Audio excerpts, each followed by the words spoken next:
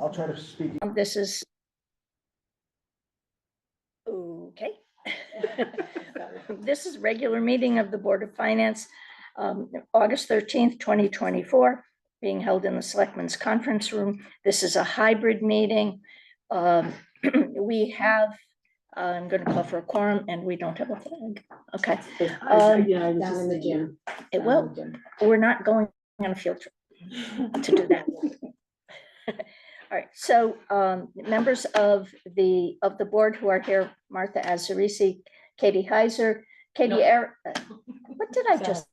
Katie Heiser. Where did I get that? Sally Out of that's Anderson. flash from the past. Sally Heiser. I'm sorry. John Grabowski and Katie Erickson online on the Zoom. Okay. Let's see. The first item on our agenda, this is something we have not done before, is a public comment. I was asked to put this on. Normally, when we speak to the public, it's when an specific item is in front of us. So for anyone who wants to be recognized and wants to speak to us, please limit yourselves to 3 minutes, but understand that we're doing this now instead of having conversations with people when the item comes up in front of us, which has been our normal practice. Okay, so we'll see how this goes. Who would like to go first? Is there anyone online? Do any of you want to go first? I'm happy to go first. All right. I'm the only one on the list. Should I speak Simon. from? You don't have to speak from there. But right here is okay? That's fine. Great. I will start by saying I'm ill prepared to speak, but, and. Oh, tell us your name. Oh, sorry, Erin Gorski, 19 Luke Hill Yeah. Road. Mhm. And I want to first thank the Board of Finance for all of the work that you do, which I know is vast. And also for being a resource that does seem to really listen to the town. As you all know, our town is in crisis right now. I am here speaking for other people that I've spoken to around the issue with Park and Rec. I know that Board of Finance does not have an ability to unilaterally make decisions or anything like that, but I would just implore you to consider doing everything you can in your power to encourage shutting down Park and Rec and having a reset. I know the Bethany Community School is offering some options. I know that those options aren't necessarily economical for everyone in the town, but if we shut down Park and Rec, then all of those people can be terminated without worrying about legal issues because there's no longer someplace for them to work for. Perhaps there's clarity there that the lawyer has on that. And also the salaries that are coming in could be used to hopefully offset the costs for families. With the inaction that is happening at the top, if there's anything that you can do to encourage some action, I think I and many of the people in the town would appreciate it. And I don't think everyone in Park and Rec is horrible. I think there's lovely people who work for Park and Rec, but the problem is that there's so much unknown and so much that is not being told to us. So without knowing that, I really think we need to have a reset, and then it's an opportunity for the town to do what's right for the residents and work together with the community school, with the town officials to build something that Bethany is proud of. Thank you. Thank you. Can I piggyback off of her comment, please? Excuse me? Can I piggyback off of her Just comment? name and address. Sure, just name and address. Name and scene 30 North Thomaston Drive. I think the easiest way to compare Park and Rec right now is it's like a condemned building, and you can't really fix a condemned building. You have to blow it up, knock it down to the core, and rebuild from the ground up. And I think the majority of our community would believe that that is the best option at this point.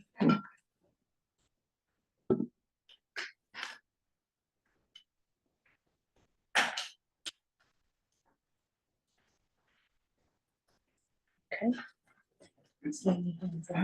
Okay, anyone online? I was just gonna say, I don't see anything. Anyone online who would like to speak as part of the public comment?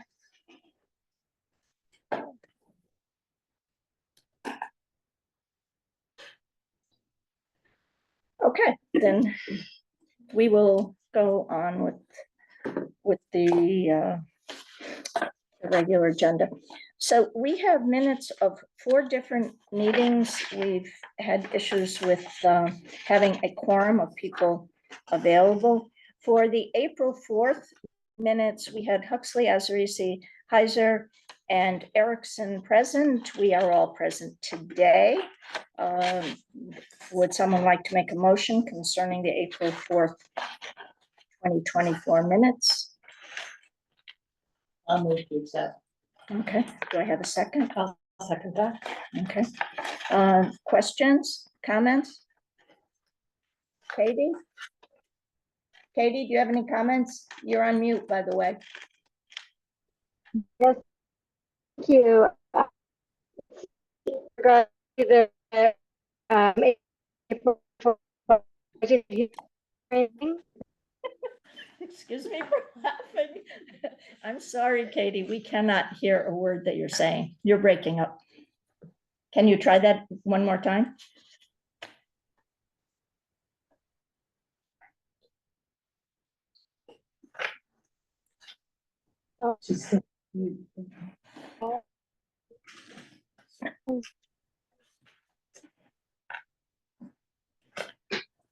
Okay. Katie, She could put it in the chat if she wants to. Or she could type text it, one of or us. she could, yeah, yeah, Katie, if you can hear me, if you would, she could call the phone. would you text someone, Or she could call maybe. someone who, or you could call, well, I think she probably is on her phone. So, We just lost her. She may be trying again. and let us know whether you are willing to approve these, or should we table them? Let's just start there. She's not on anymore. She's gone. Well, you I had think she may someone be come trying in again. also, so we still have a quorum. We still have a quorum, have but a not, But not we're on these talking to minutes. someone Oh. who's not. But not a quorum of those present. Yeah, okay. So we will move to, and that was the budget hearing. And So are we not voting? we have, well, no, we have to table it until, if she comes back on, we can, okay? So we have the minutes of June 11th, 2024. Huxley, Azarisi, Heiser, Erickson, and Demander. Okay. We need Katie. What, she's back? No, but we we need need- Katie we for need that one Katie. as well. We need Katie or Lars. Okay. And next, June 17th, Huxley, Demander, Erickson, Heiser, Azarisi. Okay, 1, 2, 3, absent John Grabowski. We do 1, 2, 3. To wait for We Katie. We do not have a Hold quorum. on, hold on. What? Katie, are you there? yeah, thank you. You're welcome. Hold on. Okay, I have Katie on the phone. Okay, Okay, All put right. her in the center. We're gonna move My you to the battery's center still of- in charge, so We're gonna move you to the Okay. center of the room, Katie. Thank you for the accommodation. you're welcome. all right. Do you have reasonable phone service? No, moderate. Okay. All right, so we need you on all of these minutes. Okay, I reviewed them all. All right, so the April 4th one, we have a motion to approve. Do you have any comments or, April 4th, no comment. I will approve. okay, so those in favor? Sally? Sally in favor? Okay, thank you. Sally just left the room. All right, Wait, now, hang on one second. I'm just making sure. The June 11, yep, I approve. The June 11, I have something I want to okay, talk we don't about. have a motion on that one. Could I have a motion on the June 11th? I'll make a motion. Okay. Second. All right, and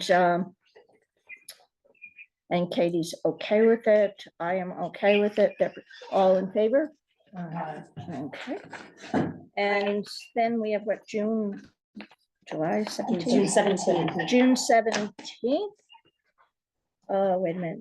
Oh, Wait, this is, June 11. yeah, You just voted on. we just voted. I have comments on June 11. Oh, you have comments on June Oh. 11th? Oh, okay. Oh, I'm sorry. I thought you said no comments. All right, would you like to share your comments and we'll revisit our vote? Yes. Thank you. I need some suggestion on how to incorporate my comments. And so, it's regarding section 4A, the grant.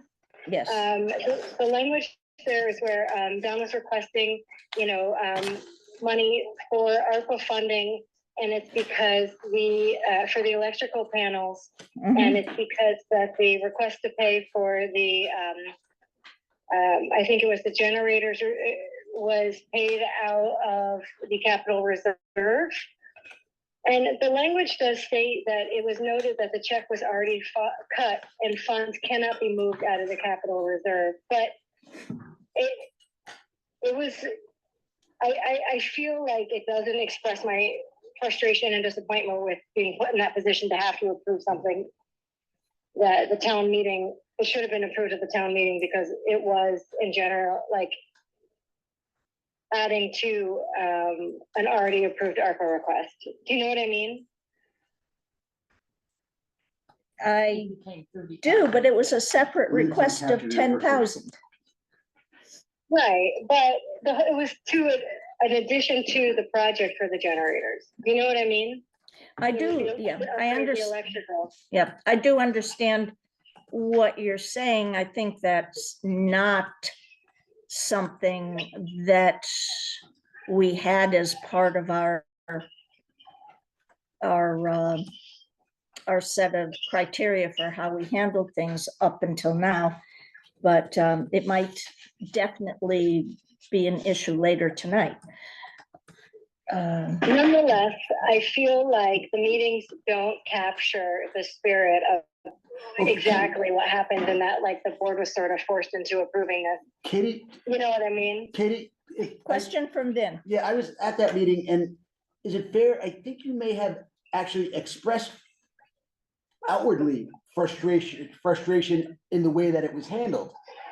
And so what if the minutes were to be amended to reflect that you expressed frustration in the manner in which this proceeded? Yes, that is what I'm looking for. Right? So this way it would capture your frustration. Okay. I think that's a reasonable I request. think it's totally reasonable. That's what I heard her Thank say. you. Thank you. Jen, Okay. did you get that? And then- Okay, so with that amendment to the minutes, do we have approval?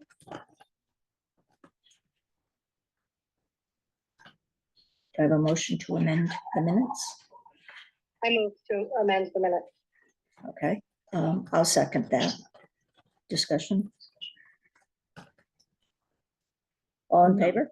I agree with what she said, So you're because I think approving, there I were agree with you. several of us that were Okay, so you're kind of upset approving, with that. you're approving the amendment, and then you have to approve the I amended. know. minutes, I yeah. know, I'm Okay. just, making do sure. I have, Martha, did you vote? No, that's fine. Okay, all right, so the change will be made in the minutes. Now, do we have an approval for the amended minutes? Motion, another motion, okay. Yeah, well, Martha, Mhm. do I have a second? I'll second it. Okay, we have a second with Sally. Further discussion? All in favor? Aye. Aye. Okay, so, John? Oh, you weren't, that's right, you weren't at that meeting. All right, then where's June, no, The next one is June 17th. June 17th, okay. So this one, we have attending were Huxley, Demander, Erickson, and Heiser. So we have 4 of us, 1, 2, 3, 4. Yep, we have 4 of us. And do I have a motion? I'll move that to approve the minute. Okay. Do I have a second? I'll second. Okay. Comments? Anybody? I have a clarification. It's a small one, but I Okay. think it would read better. On I don't even know what page it is. Let's see. Okay. I guess the second page on the top, it says in that first paragraph in the top, the last sentence of that, it says, the letter clearly states it will not approve our solid waste contract without being compliant. Mhm. I would like it to be clarified to state, D. All right, so you want to insert the letters D, E, E, P between the and letter? No, state. Oh, that works too. Or replace it with deep. Either one is fine. The letter Okay. clearly states. Oh, okay, Okay, Will not approve All of right. solid waste. gotcha. okay. All right, now, these minutes have been approved in this by the Board of Selectmen. But they made some amendments also. I think that this, I agree with this amendment. I can make a notation just to mention it at the next board of Yes, select meeting okay. that that All correction right, was thank made. you. Thank you. I think that that clarification is definitely appropriate. So was that a motion to amend the minute? To add The DE? deep. Yeah, Okay, Okay.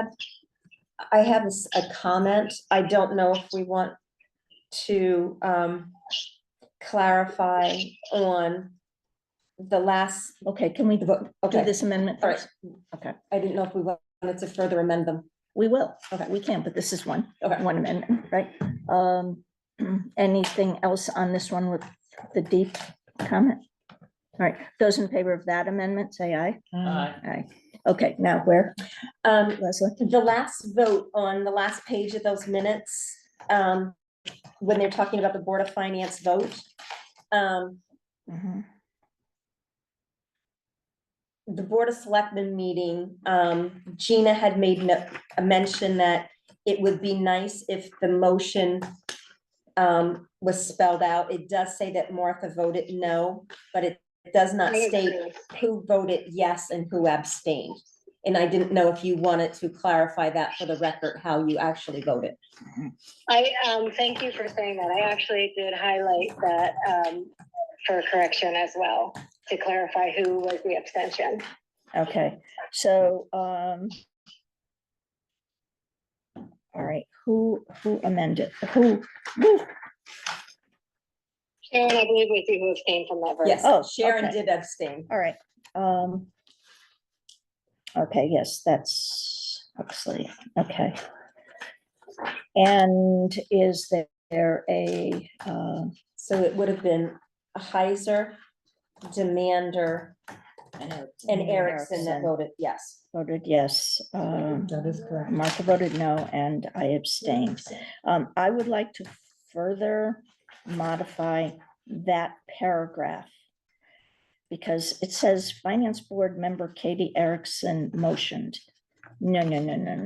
Motion is an activity. Moved. I would like to change that word to moved. Move to amend. You can make a motion, or you can move. Okay. I know, I'm picky. That's another friendly amendment. Can we agree to that change in the paragraph, both of those changes? Yeah. Okay, so all in favor? Aye. Okay, now we revisit the minutes of the meeting as amended in two places. We have a motion, we have made the changes. Those in favor of approving the minutes?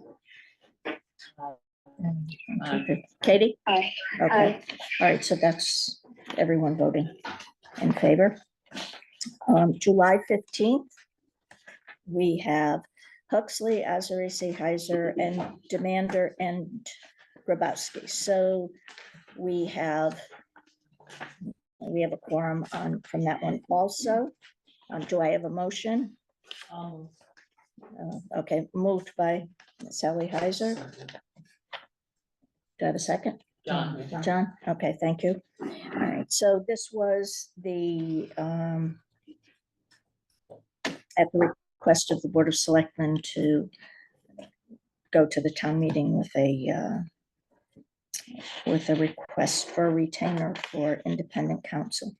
Obviously, this got changed at the town meeting. Nevertheless, this is to represent what we did at our meeting. Does anyone have any changes they'd like to see? Yeah. Lars is listed twice in both votes. What, Lars? Unanimous approval of Commander. Demander and Oh, demander. demander. Where? When it Oh, should be oh, oh, oh, demander oh. and Grabowski. Okay, It's a so, company. It's a law firm. yeah, sounds like it Okay. anyway, doesn't it? All right, so can I have a motion to amend? Somebody? I will. Okay, thank you, Second. Sally. Second, and John seconded. Those in favor of the amendment? Which takes the two demander and demander. Okay. All right, those in favor? All right, so now we have the amended minutes. We have a motion and a second, and the amendment has been approved. Those in favor of the amended motion? Katie? I'm gonna abstain. Katie? Oh, that's right, Katie wasn't there. Okay. Thank you. Those are approved. Ooh, wow, we swept all the minutes off the agenda. Wow, it's been a while since we managed to do that. Okay, the finance director's report. Leslie. I only included 24 numbers because we are 1 month into 25. So, and I've been focusing on trying to close fiscal year 24, which is why those are the numbers that you have. You have departmental overall numbers and an ARPA review. Is there any particular area of any of the reports that you would like me to discuss in detail? The third one? No, I'm just talking about the Oh, you numbers. just mean the. I'm just first set of numbers? referring to the Okay. numbers right now. All right. Was there anything that jumped out at anyone that you wanted an explanation on? There's a couple that came out to me, areas that were actually under budget, not complaining, but just wanting to talk through why. For example, I'm noticing in the finance department Mhm. and in the assessors, and I'm wondering if that has to do with salaries. It seems like unfilled positions, vacancies might be driving those. In the finance office, yes, that was part of it. There is one there is one encumbrance in the finance department that is not reflected on the report, but it is on the first report by the department, but it is reflected on the comprehensive report with the income and expenses. Yes, I had a vacancy for probably 6 months. Well, at least, so that helped bring that down. And the person that I brought in came in at a different rate. In the assessor's office, part of it was because of lack of a second person. And another part on that was because the online access, that fee that we are charged every year by QDS, was not charged last year because of the reval. It was built into the cost of the reval. So there is a transfer to move some of that money. So that's why those two departments were under budget. Anything else, Katie? Well, you touched on my other question, which was I reviewed this on my computer, but I didn't print it out. So I was generally wondering the difference between this report and the one that came after it, which you said maybe was a comprehensive report. Well, yeah, the first one just is the departmental breakdown, because when I pulled the income and expense report as a combination report, it doesn't sum up the total dollars spent by department. It just gives you the individual lines and how much was spent. which is why I do the departmental report as well, so that you can see if the department was over or under, as opposed to just an expense line. Okay, Because historically, we have been told by our previous auditors that as long as the department is in balance, it's okay if the individual lines within the department go over. But make sure that the department stays in budget. So that we're not, it's more transparent that way, where we know how to correct our budgeting going, for the next year, if we see where we run over versus what we budgeted.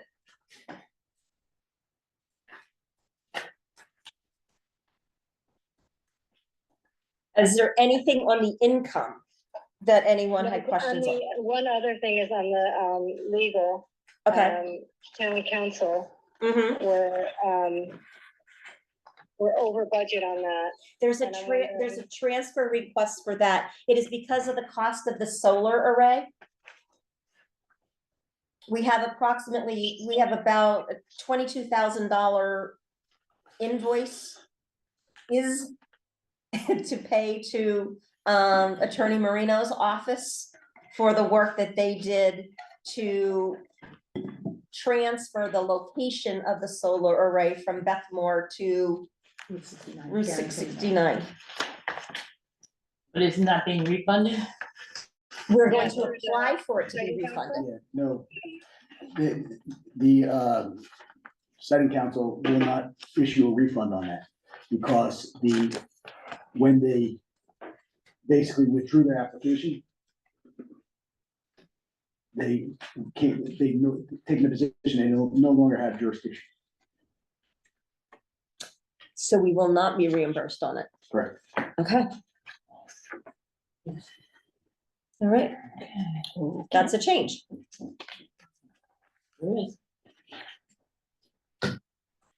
But you don't have a solar array in anyone's backyard, This is true. which is the goal. Mhm. All right, any other questions, Katie, on the expenses? Not on the, is there anything you want to highlight on the expenses that we should be looking at? No. Nope.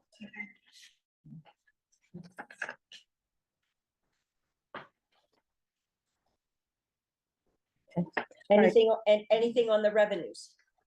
Well, I think just recognizing that the state decided after the fact to increase the school ECR. Yeah, the ECS money was Yeah. $100,000 over budget because they sent us more than what we knew when we put the budget together. That doesn't always happen. Sometimes they send us less. That is correct. Sort of So 50-50. you take the good when they're offering it.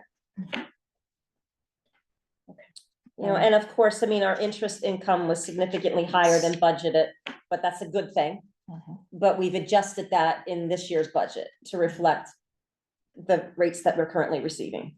No, but rates are about to go down. Yes, and now rates are probably about to go. So far, stiff is still holding. So we'll see how long it holds. Okay. And we didn't get the Connecticut State Library grant. Well, we did. We received the $5,500, but we also spent the $5,500. Unfortunately, historically, when the money comes in, the expenses are charged against the revenue line. I have to make an adjustment to show that we actually received that $5,500 and charge the expense somewhere else. It's an internal adjustment that I need to do. But it'll be fixed in the munis. It will be fixed in the new system. There will be a grant income and a grant expense line to properly reflect what we are doing with those funds.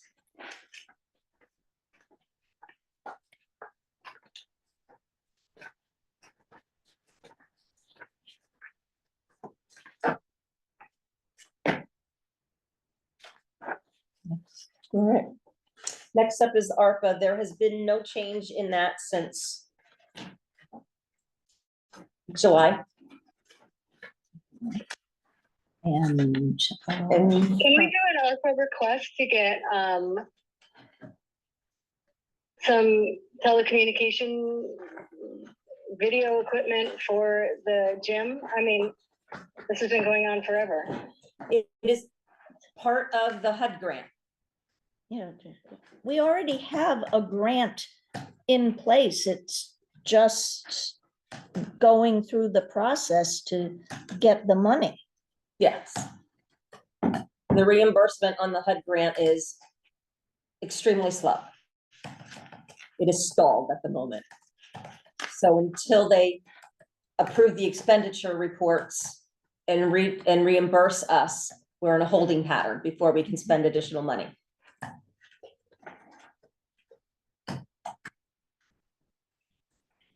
This is the grant that, like refurbished the gym, the same grant. Yeah, this is the one from Rosa DeLauro's office that they put through for us. And yes, the audiovisual was, although it was one of the primary reasons for doing it, it just has to be done last. So that's where we are.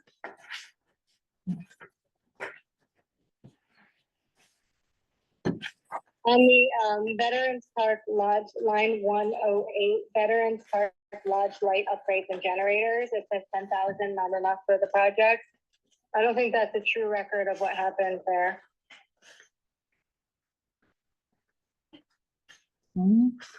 Well, there was originally $10,000 earmarked for that project. And we pulled that money back because we knew that that was not going to be enough money to do that project. We did not spend it on that. Oh, I'm sorry, I'm mistaking it for another generator project then, perhaps.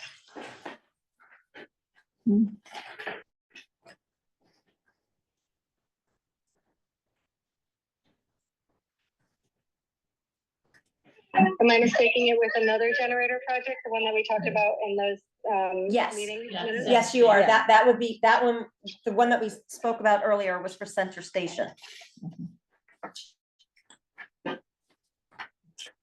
Okay, my apologies on that one. That's okay.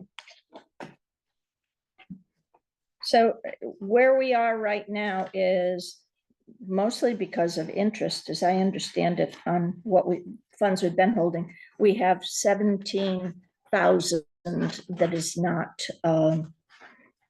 not yet allocated or is available, and we have requests tonight for more than twice that. Right. Correct, but we're So- not there yet. But we're not there yet, right? All right. Any other questions on the numbers? Because if not, I'd like to move on to the transfers. Next page. I'm good.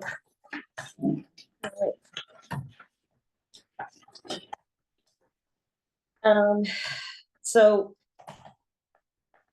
we're looking at $84,000 to come out of contingency and be moved to 3 lines.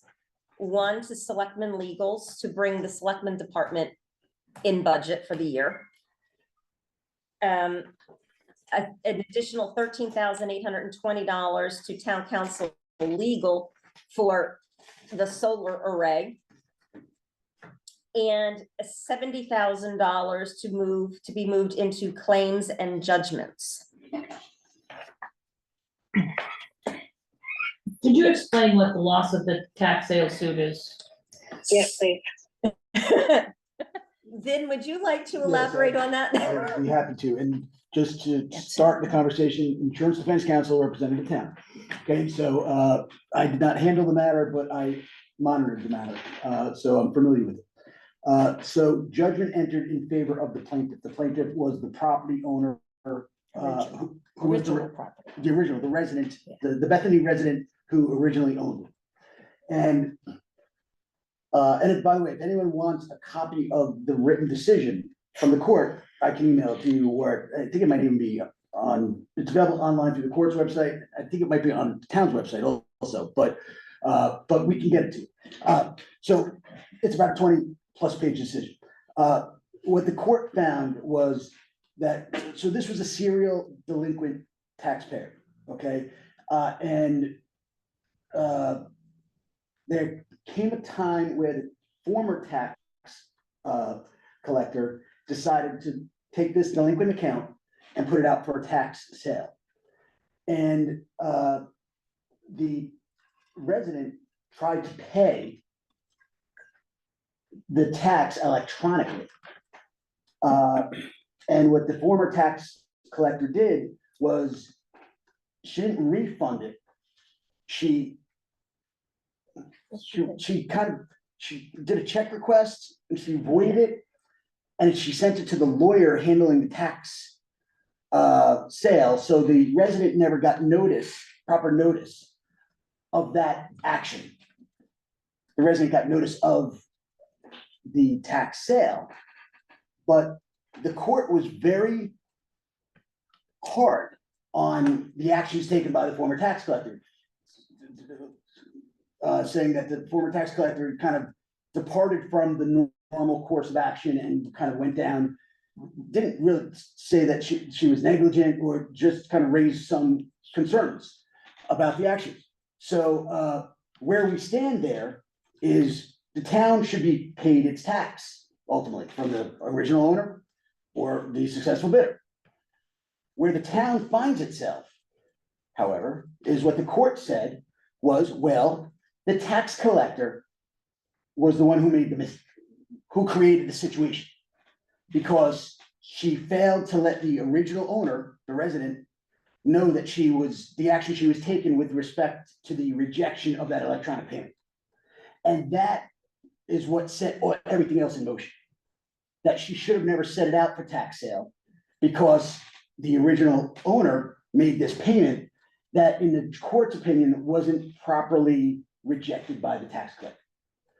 So what the court said is the town must repay the bidder, so the person who ultimately acquired the property through the tax sale, all their money plus 18% interest, because that's what the town would be getting on a delinquency. So kind of to penalize the town for the action of the tax collector. The former owner, the original owner, who I think it was $23,000, this electronic payment, it was something in the 20s, that they have to get that money back. Because it wasn't properly refunded to them. Plus interest. Plus 18% interest. And then, so BL's now out of the picture. Then the resident now is responsible to pay taxes going forward. There are appeals now. So the way we were at the trial court, now we're at the appellate court. And then maybe we'll go to the Supreme Court. So this may be lingering for years to come. An appeal will take about 18 months. And then if the Supreme Court takes certification, that could be another 18 months. I want you to think of those timeframes because of 18% interest. Because your liability runs from the date of the judgment, which the date of the judgment runs the interest from the date of the payment, which is 2018. All right, so now Insurance Defense Counsel felt that they were legitimate bases to appeal, which I didn't disagree. The court was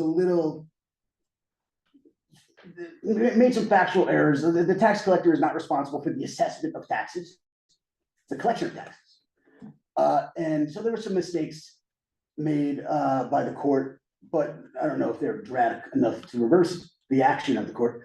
But what that will allow us to do is have conversations with the other side and hopefully bring this matter to a reasonable conclusion. All right, BL's out of the way, the original owner. Look, this was a $600,000 house with no mortgage on it that got sold for tens of thousands of dollars, right? Shame on the original owner for not Paying the tax. doing their due diligence. In my view, everyone shares their blame here, but the town has to get paid its taxes. Statutorily, we are not authorized. We have no legal authority to forgive taxes. And so the court has put us in a bit of a conundrum because they've said, well, pay them back, and well, wait a second. I don't have the legal authority not to receive taxes. So now that there was an FOI complaint that was related to this action that I was trying to resolve with Attorney Winnick. I got that resolved today. Now I want to have a telephone conference with all the lawyers for BL, the lawyers for insurance defense, and the original residents, which I've never spoken to all of them together, just say, from the town's perspective, we have to get paid taxes. Someone's gonna pay it. If BL wins the appeal, congratulations, BL, you own the house and you're gonna pay the taxes. If you lose the appeal, the resident will own it, right? What are we gonna do here, folks? Right? Because the town should not be the one with nothing, right? Because you can acknowledge that it was the tax collector's fault, the court did that. But now what? Someone's gotta pay. So why should we be held in abeyance potentially for 3 years and now not charged? How do we have the statutory right not to collect 18% interest? So, we have a bit of a legal conundrum that I'm gonna have to push back on the court to say, Judge, you're gonna have to enter orders to address these issues because I have no statutory authority to address it. So that quagmire will work out, but for purposes of your budgeting, and what we've tried to do is say, all right, take the judgment, run it from the date that interest accrues, and then we're gonna forecast it, and you'll be carrying this on your books probably unless resolution for potentially 18 to 36 months. That's probably your time frame. And it's 1.5% interest per month that you'll accrue until it resolves. So you should have the money, the principal. Well, we have it. You have that. It's the interest that you're gonna have to budget for. So who is actually occupying the house? I believe the original residents never vacated. They never vacated. Well, they were always in possession. And these other people have been paying the taxes for Well, 5 years? they were taking the positions that they were the owners. So Yeah. What do owners do? They pay taxes. They pay taxes. And none of theirs have been late either, because I went through that. Yes, they were very good owners. Yeah, but, So the original, are they paying taxes now? Well, I don't believe they are. Well, and again, they're serial, we can't hold this So against there's them. liens on their property. Well, of course, first of all, the town gets inchoate liens automatically. Those are statutory liens that just arrive. And then every 2 years, the tax collector puts certificates, continuing liens. So the town's interests by way of liens, tax liens are protected. But doesn't mean, we need cash flow, right? So we can have liens on everyone's property. If no one pays it, the liens are gonna help you pay your bills as a municipality. So ultimately, part of my conversation with Attorney Winnick also is gonna be, listen, your client has been in default of their taxes multiple times. Maybe they can't afford this house. The conversation you need to have, he needs to have with his client, not me. But, I often find myself as a town attorney having conversations with residents that are difficult because people find themselves where they can no longer afford houses that they feel they can. And because it's their third, fourth, or fifth, or seventh time that they're in delinquency with paying their taxes. And they have no other debt. And it's because of health, and it's an unfortunate situation. Life creeps up on people. And I try as town attorney to help people with time if they can get back on their feet. But sometimes you get to a point where you just can't.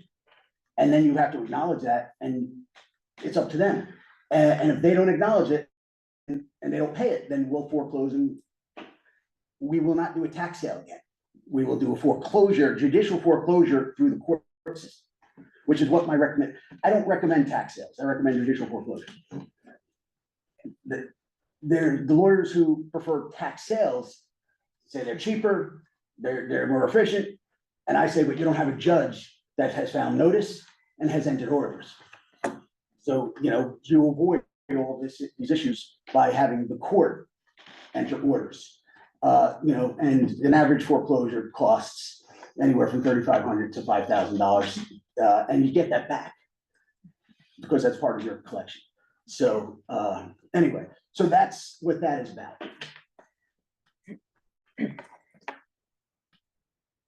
We do not know when we will have to pay this out. It could be fiscal year 25, it could be 20, it could be 27, as Vin said. It could be 24.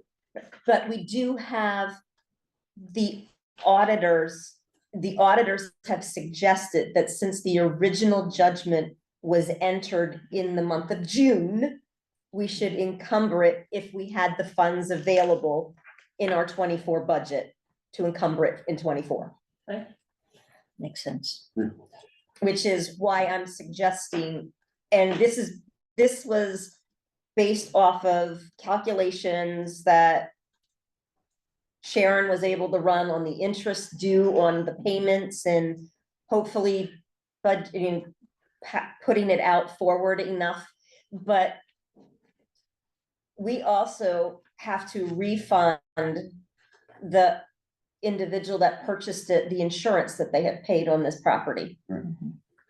Right. and So I- there's a whole lot of things wrapped up in here that we, Right, a couple things I will say we're if looking the into. judgment stands, A couple so. things we're looking into, just so everyone knows we're doing our due diligence, is number one is, we're gonna see if we can get offset the 18%, because they're gonna owe us 18%, we're gonna owe them 18%, so those should hopefully zero out. Also, the tax collector is bonded. So I'm gonna see if there's a way that the town can get reimbursed through that bond.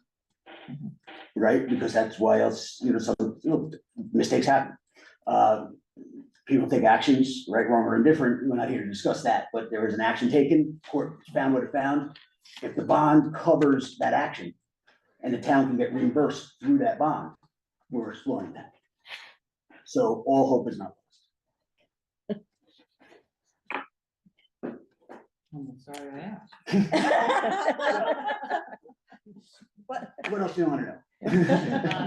You should try to read the judge's decision.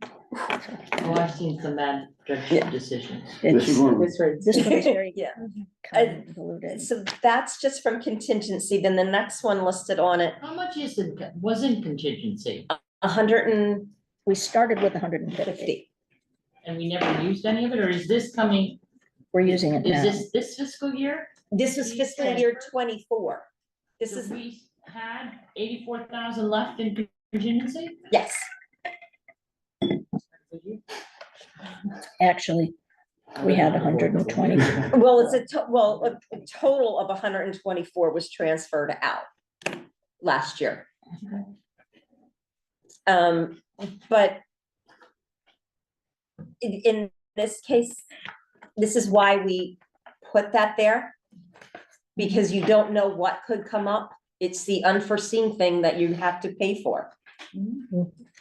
The next item on there is a recommendation to transfer $11,000 from the operating budget from the assessor for this year to the capital reserve. And that was the money that was not spent for the annual fee that I had mentioned earlier under the assessor, since it was part of the reval, that would help replenish the reval line in the capital reserve fund. And yes, there is $196,000 on the next line. It is it's a transfer from the unassigned general fund balance to the assigned general fund balance. Remember when we budgeted the surplus, the excess money that was not spent in the region budget that Sharon and I had explained at the budget hearing, we were going to use that to reduce the allocation for the subsequent year in the budget.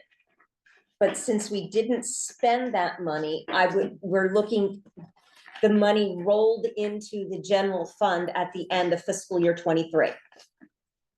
So the object here is to move it to assigned so that those funds can only be used for the purpose of education in the future, which is what they were originally appropriated for and the residents were taxed for. And the last one on there is a transfer to an unassigned number yet account, because I don't know where it's going. I am playing phone tag with the new auditor. The state has changed the rules on how LoSiP is operated. They are now giving us the funds upfront in the month of June. Well, they're really not giving them to us upfront. They're paying out the money in June for the prior fiscal year. And you now have to, so you cannot, the funds can no longer be part of the general fund. They are recommending that they be put in a non-lapsing fund because they can only be used for capital projects. And unless you have a plan in place, long before they give you the money, you're not going to spend it in the same year that they're giving it to you. So those are the transfers that I have for Okay, the fiscal year others- 24. The others are previous transfers. the Everything, others- everything below that are previous transfers. So- Those were all done. So we need a motion to make the recommended transfers as of June 30th, 2024. A total from contingency of how much? I don't even know. $84,530. Oh, 84,530. Thank you. We can, I'll move that. all right, are you moving just the one or all four of them, Katie? I'm sorry, three of them. Let's do the contingency ones together, all three of them. Yeah, okay. All right, do I have a second? I'll second it. Okay, any discussion? No. Right, then hearing I none. have a question for clarification. Sorry. Yep, okay, The total contingency to date on that page includes the 84 up above? Yes. it is, yes. Okay, Mhm. Okay, I have no other comment. okay, those in favor? Aye. Okay. Aye. All right, so that was 5 and 0. All right, then, the capital reserve, this is actually what has been past practice is that unspent reval funds have been put in capital so that they can be used for the next reval. Could I have a motion to take it from the assessors online and put it into capital reserve earmarked for reval? I'll make that motion. Okay, All second. okay, we have a motion and a second. Questions or comments? Okay, all in favor? Aye. Aye. Aye. Katie, thank you. It's 5 and 1. The next one is the movement of the previously appropriated Amity funds that our previous auditor put into the unassigned general fund. And our current auditor agrees with us, it belongs in assigned because it's already been approved for education. Would somebody like to move that? I will. I'll move that. Okay. So we all will. We're all moving it, we're all seconding it. John, Katie, All right, and Sally all moved it, so take your pick. Take your Unanimous on pick, consent. Yep. And the last one to We didn't vote on it though, Sarah. Well, we did by consensus. Okay. All right.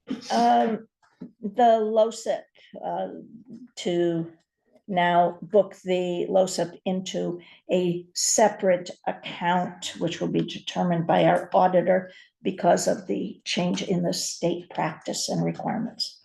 Could I have a motion? Somebody?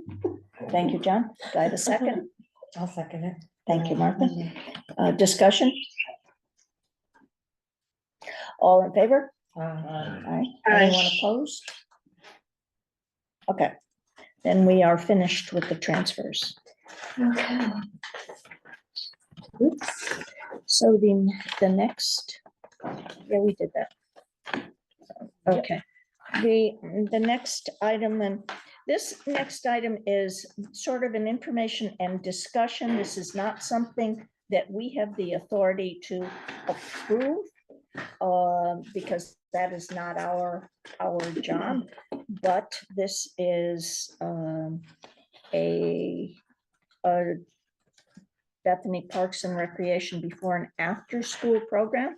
It is here with us because of the for our endorsement or lack thereof of the proposed fee structure.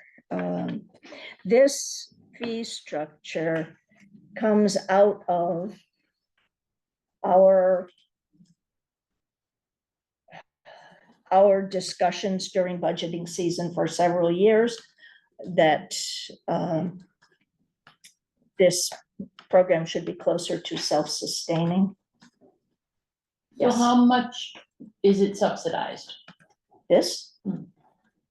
Okay, I have just told you most of what I know about it, so Jen or Leslie?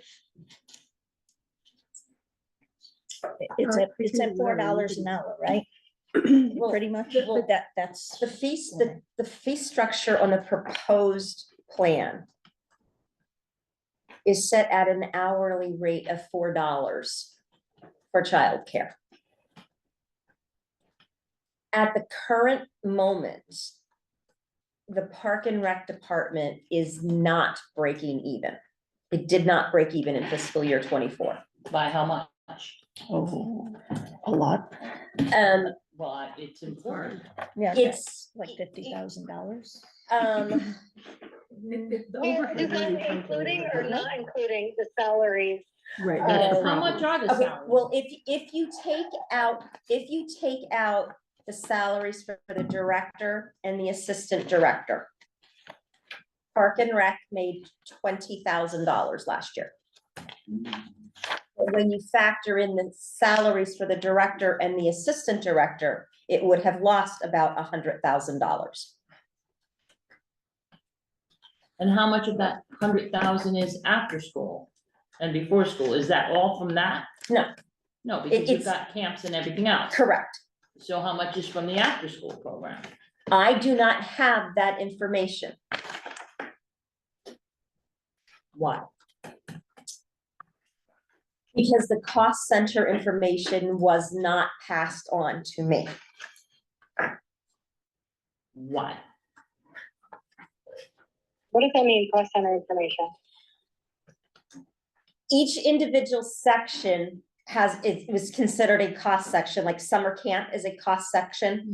Before and after school is a cost section. The programs like hoops is a section. It was not broken down for the Board of Finance in the past. And it is something that was broken down with the 25 budget, because I specifically said we need to have the payroll broken down by departments, we need by area, and we need to have the expenses broken down by area. So why was a program that was so much of a loss allowed to continue year after year without increases in fees? I mean,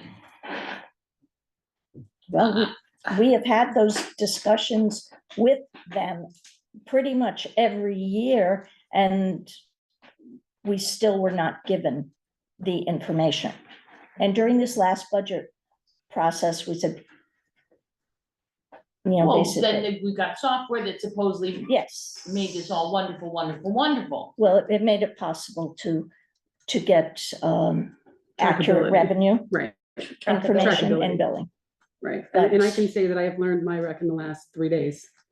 So it actually is fairly comprehensive, and it allows you to track every single thing that comes in, check, credit card, whatever. Then it runs to Webster, and you can track every dollar that comes out, what people owe, it sends them receipts. Like there's the But package if you itself is give me a wonderful. check, Mhm. and you give me a check for balloons, Mhm. then when I get that check, I'm going to write check from so-and-so for Correct. balloons. And now she gives me a check and it's for cupcakes. So I'm going to put that I got a check from her for cupcakes. So the issue, And I have a spreadsheet that tells me Agreed. exactly what I got from everything. so I now understand. at least for the summer camp and after school program, that is in my rec for now. That at least can be separated, reports now can be pulled. Keep in mind that only went active, I believe it was in April. So we've only really had it active, I think like May was when, I could be wrong on that date, but it was around Right. May that it went active for the summer. Prior to that, it was like programs were all one big lump. And so it was like hoops, after school program, when they do baking, when they do all the watercolors, all the things, was kind of lumped into this one category, including what the cost for staff and everything else. So it was very hard for numbers to be able to calculate that way. EXCEL. I'm not gonna argue that point. The numbers that Leslie and I talked about were based off of overhead and I'm not- expenses I'm and not things like that upset. going Nice. forward. No, for sure, but I mean, as far as going back, I think logistically, it's hard to actually pinpoint a number at this point. I'm Well, not saying yeah, that because can't the checks have happen. already been returned to people. But I'm not saying that can't happen. What I'm saying is like, I've been going through their office and that information has not necessarily been located at this time. So if I come in, I haven't had the time with everything else going on to be able to pull her entire desktop to figure out if there is an Excel sheet that I haven't found yet or something like that. And if those numbers become available, for sure, there will be an update. Absolutely. But for right now, for Right. what we had to work with, I cannot say that. Okay. And I don't think Leslie could, considering that we sat down together. How many- There's a couple things I want to say if I could talk for a second. Okay, Yes, go go ahead. ahead, Katie. Okay, so first things first about, like this, subsidy of Parks and Rec.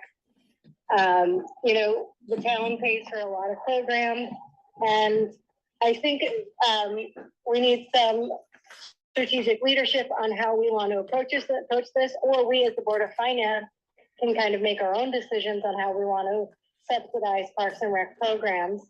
It is a valuable service to the town. I myself have 3 children and I do use the Park and Rec program. So just to give you perspective on what it means to me as a parent, I love these programs. Just putting that out there. There's going to be a huge but coming on in a second, but I'm talking on the finance side right now. So I think we, the Board of Finance, need to decide what is our philosophy surrounding pricing of programs, and are we saying, we the town, going to cover the cost for the salaried positions, meaning the director or the associate director or whatever this new organization becomes? Are we going to say the town will cover those and then each program should generally be able to pay for itself? That's sort of the philosophy we were tracking to before. And maybe that's how we want to price programs going forward. And maybe that's what you priced out in this flyer that you included in the minutes. The other part of the conversation I want to have, and which is why I actually asked for this discussion to be included in this meeting today. And it was because at the last Board of Selectmen meeting, there was a conversation about possibly moving the after school program, which I do think is a necessary, a need for parents in town to have an after school care program. I thought that was being transferred to the school. And I think that might be appropriate while the Parks and Rec department gets revamped and they decide how they want to run and things like that. I don't see it making a lot of sense to run two programs with the school and with Parks and Rec. That seems like nonsense to me, so I don't understand where this is coming from. And if we did continue with the school program while the Parks and Rec department does its visioning and while we hire consultants to, brainstorm how the town wants the Park and Rec department to, meet the needs of families, maybe we could take extra funding from salaries or, we take the exercise to find funding to fill that gap for what the families that were accepting this after school program are now, having to pay for with a slight increase in expense for the school program. And at this point of record, I was in this position, I was budgeting to have Parks and Rec pricing for after school care of $210 a month per kid. But they also all sorts of discounts for extra kids if you're using summer camp. And so the school hasn't come up with their pricing yet, and it's not finalized. Of course, we don't know all the details about it. But I don't understand why there's two programs, and I think we should just do one that's Park and Rec. I want it to provide all sorts of care, but I think it needs to start up with the visioning, identify the needs for the town, and then after they've identified the needs of the town, staff will create policy. I don't think that this request today is for any sort of funding for training. I don't know what extra training are going to be provided for the counselors if they have any training. So I don't fully understand what we're doing today with this, other than looking at the fee structure and maybe having that philosophical conversation about what the town wants to pay for versus what the residents and the users of the service are expected to pay. That's it. Katie, just so you know, I did meet with Kay Bird the day after the Board of Selectmen meeting last week, as I had been instructed or requested to do. And we had quite a productive conversation. She could not guarantee that she would be able to have any kind of program running for the beginning of school, which is about a week and a half from now. So we have, Jen has been working, Leslie, Sharon, Nick, furiously to put this together, so that parents, because that was one of the concerns, I got multiple people last week wanting to know what was going to happen for the first day of school. So, and I told, I will continue the conversation with Kay. It wouldn't be the first time that some programs have run simultaneously at the school and a Park and Recs department. But the form will be going out to the families. I'm hoping by tonight. Jen was working furiously with my rec because they were trying to get some kinks out of because there were so many pieces that had to be put into my rec with like holidays, half days, who's doing, having the selection of just before school or just after school or the combination of both. So it's, it took some work to put everything together, but for the parents that reached out that were concerned about the first day of school, and Kay, was pretty clear that there was no guarantee that she'd be able to have anything up and running because she has to figure out how to do staffing, what are the contractual issues, what are her space issues, numerous pieces that had to be considered for them to put the program. Wasn't impossible to do it, just the logistics of it to do within a 2-week period. Staff isn't even back yet until next week. So she would have to address that with staffing as well. Because if there isn't staff in-house that wants to do it, then how do you advertise and train for staff that's outside? Just to a short-term program until the school program's up and running? We don't know. We'll have this continued conversation. I don't know what kind of interest. Apparently there was some kind of, survey that was sent out to parents. So I don't know what kind of response, she got with that. I don't have, children at the school, so obviously I didn't get a survey, so I have no idea what that entailed. How extensive it was, so, like I say, I don't know what the results of that survey were at her end. So I don't know, but in fairness to the families that reached out concerned about the first day of school, that's why we're putting this forward, and it will be a continued conversation with Kay. We don't know what kind of interest will be, if the school comes up. So. That's pretty much where we are at this Okay. point. I'm sorry. When it says counselors, it says our staff of after-school counselors who work to not only monitor and supervise children, blah, blah, blah. Who are those counselors? Where do they come from? Sure. So the idea is moving forward that we're assessing need and putting out external applicants, so that it's not just, kind of the people who have homegrown throughout the system, and to kind of pick people who have certifications or qualifications that, whatever we're looking for that position. So if it's just a regular counselor, obviously most of that pool is going to come from the high school, people in college. That's typically what the counselors are.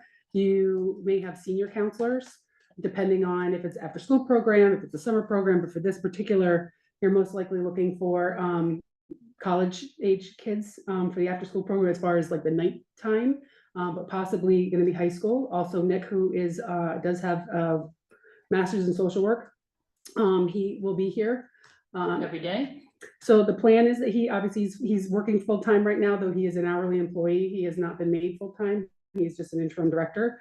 But that was part of the, I don't want to jump ahead, part of the consult to come in and decide based off of our program need and everything else to see what positions are needed for there so that we can hire appropriately. But I think that what's going to happen is based off of the numbers of people who register, we're going to have to look at what the need is and how many people we need to bring in. And we'll assess that once we know what our registration looks like. Currently, right now, we have enough people who have experience, who are currently either getting updated training or have gotten basic training, but we're going to up that. But again, we're going to be looking at what the needs are going forward. So So is Nick giving up all the coaching at the middle school? As far as I know right now, he could still do the coaching because we would not expect him to do 16-hour days every day. But coaching is, I guess, from 2 o'clock to 4 o'clock or something like that, 2:30 to 4:30. So he can take that as a break and come back and close up. And we do have other senior staff that are still here for as long as they're properly trained, but they need to be properly trained first. how this would work is not in front of us. I just want to be clear about that because that is not our, No, I know Our- it's not our ours, purview. but again, if we're asked to support something, I'm not gonna support something if I'm not sure how it works and Yeah. how safe it is and how well trained the people are and how, I'm a mandatory reporter, there's no way I'm getting involved in anything that I don't know. At the money. Well, But again, I have a problem with the money okay, because again, if it's coming out to $4 an hour for childcare, mhm. who are you going, I mean, and I don't know what we pay. But we're setting ourselves up for losses. We have extra legal fees now, we have a lot of expenses coming up, and this is just going to pile on top of it. It was my understanding, and I'm going to verify this, that the $4 an hour came from the expected costs. Yes? Tell me if I'm wrong. I don't want to speak for you. I believe that the idea this year is to break even. It's not to make money. It wasn't to be a profit. It was to cover basic expenses and not be a loss. That being said, we don't really know who is registered yet, and we don't know to what extent. So until we know that, but the idea excuse me, the idea was based off of the ratios that you can have counselor to child, and knowing that, we have 2 counselors to every group, that's what we based it off of. So, So that would suggest that anything lower than this would be expected to be, less than $4 an hour.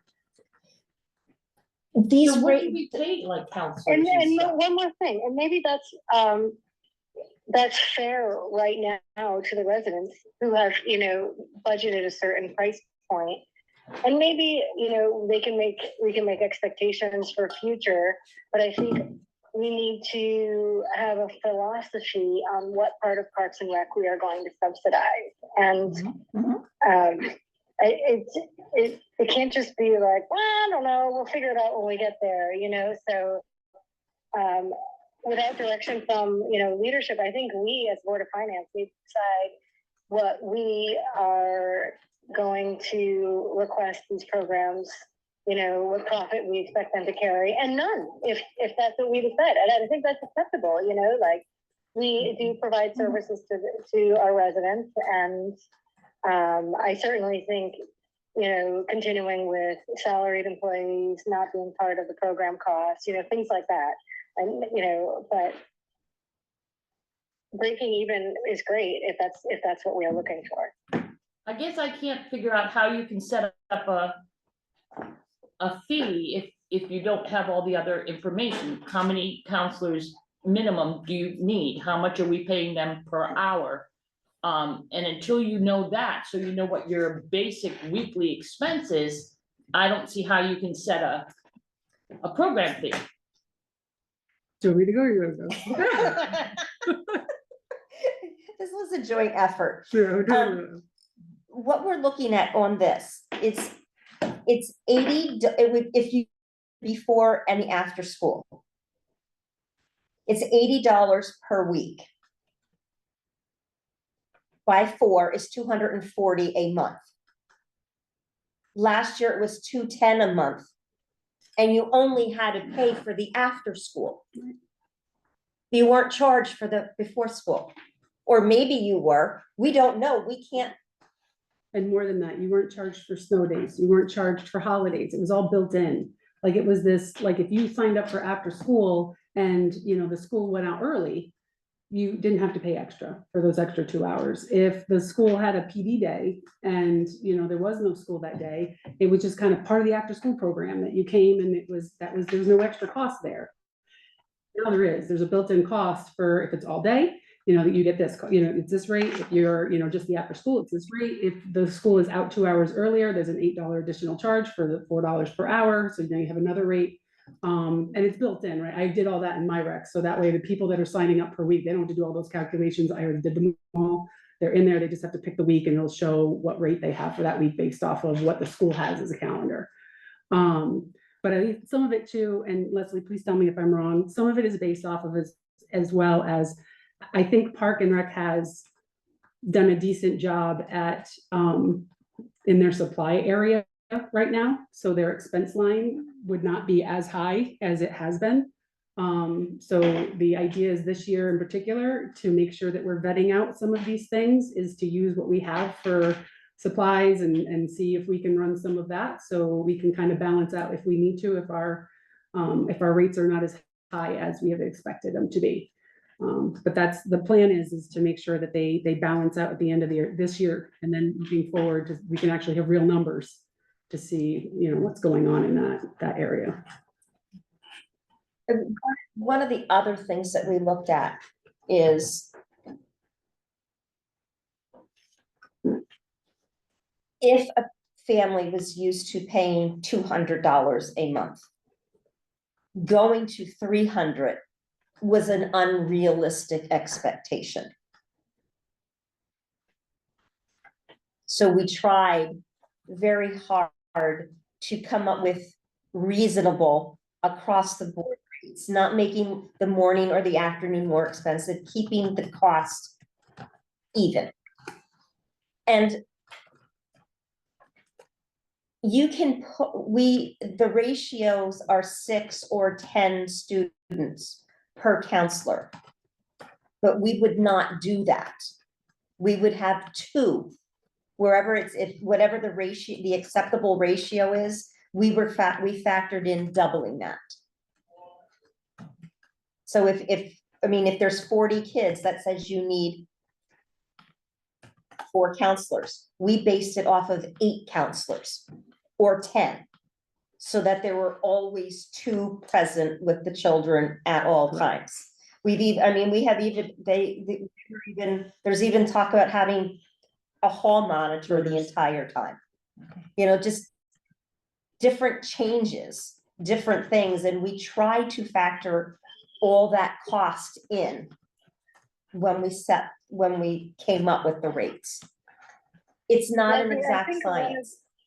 One of the concerns I have is that the pricing, and due to your skills and helping with, the finances, I think it's important that you're contributing, but I think, we need someone who knows what we need in order to help guide the pricing. You know what I mean? Mhm. Like, it's very concerning how it's not really well conceived.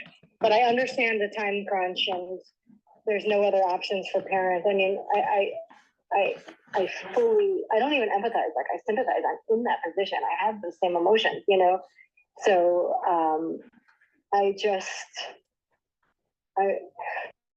know this is to discuss the pricing. I'm just concerned that we're making these decisions without, the direction of someone who, familiar with human resource strategies associated with after camp programs.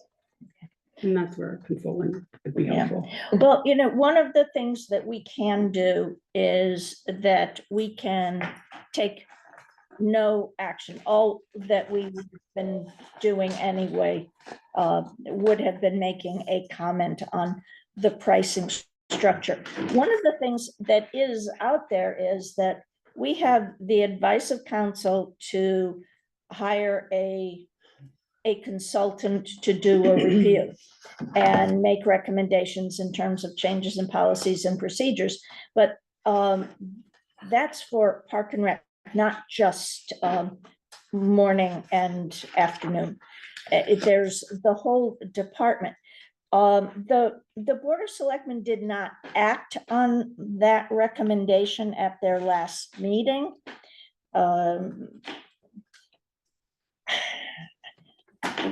I think that we need to do something because obviously in a week and a half, there needs to be something. There needs to be a guarantee of something out there. I think that meets tomorrow. then, okay, well, So I'm just saying, we have no idea whether a plan is being put in place or not. Mhm. So with the Board of Ed meeting tomorrow, and the understanding I have is it's going to be discussed. Mhm. That is this premature to go out tonight? That's not, Parents need that's to not know us. that they can get their kids registered. They have a week and a half to do it. We can't delay this anymore. I was, we were hoping to get it out sooner actually, but obviously trying to make sure all the pieces were put in place, especially with my rec, because that's where they're going to register. We needed to make sure that that was properly set up so that it wouldn't frustrate people on the other end when they're trying to go in and register their child, so. So Nick is the interim director.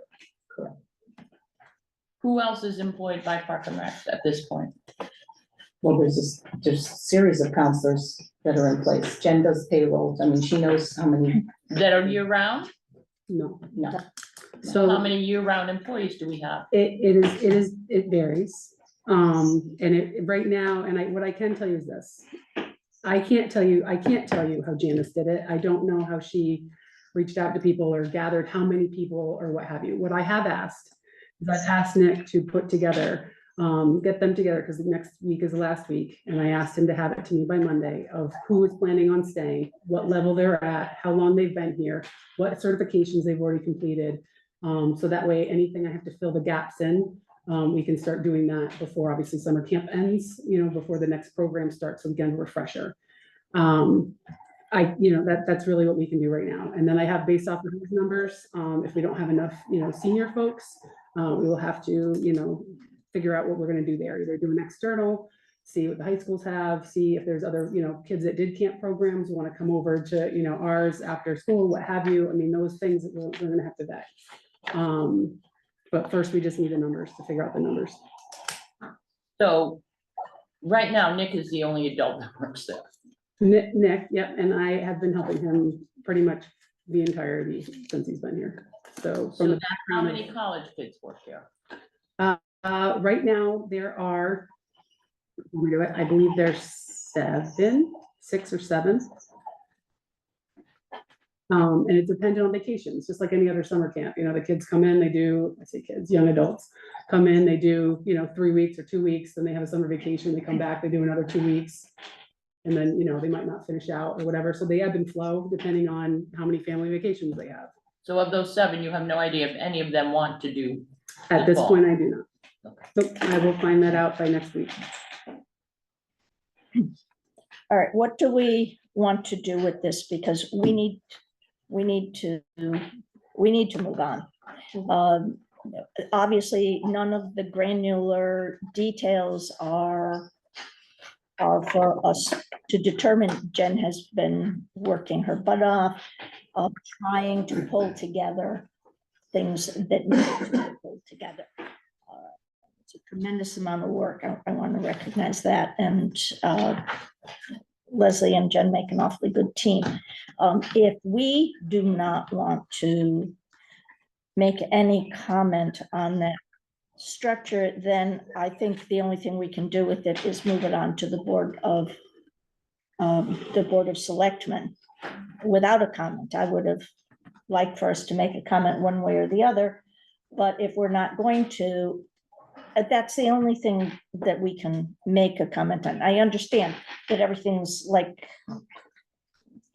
depends on something else, depends on something else, depends on something else, and it's going around in circles, but we cannot, the Board of Finance cannot solve this. The only thing I would say, Sharon, about the price, that's the area you're looking for comment on.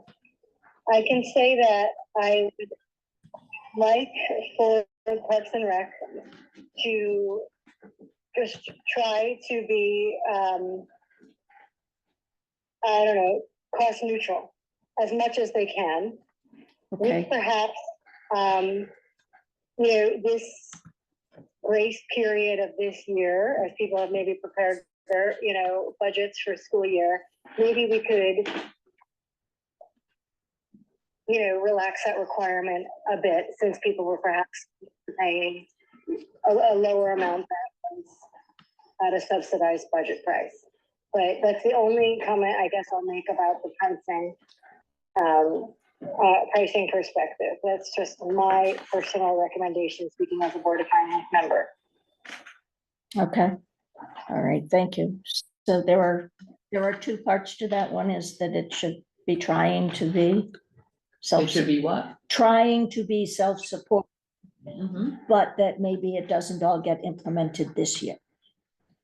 With Right. the exception of any salary positions, I think that should be under, in my opinion, as a Board of Finance member, I think that should be part of the town budget. Next year. Because this year's budget is already in place. Thank you, but not in the calculations of whether or not a program, they shouldn't be charged as an overhead, if you will, to a program cost Okay. in determining its profitability. Well, the good news is that with this year just starting, we're in a position to have more influence over the record keeping process, so that we will have better information by the time the budget process begins again, so that we'll be able to make an educated and informed decision on that. Okay, anyone, would someone like to make a motion, or are we just not going to? I'm not comfortable with the town starting up the program or continuing the program when there's no guarantee that an adult, a responsible adult, is going to be on the premise. Okay. I don't think parents are gonna like that. I don't know that I would send my child to an after-school program that had no responsible adult on the premise. And that's my opinion. I'm not disagreeing with you, No, I'm saying just this is saying not, this is, Not that's part my. of what it's we're not, doing. We're just, it's Well, an you're asking for a individual. comment, and I'm giving you Oh, my comment, I meant about the part that is our purview. which is the fees, and I think the which is- fees are. I understand, making it affordable to families, but not at the expense of being $100,000 in debt for the town. Because it doesn't benefit the entire town, it benefits a small segment of the town. And I'm not dismissing how important it is to that segment and how it should be safe and affordable.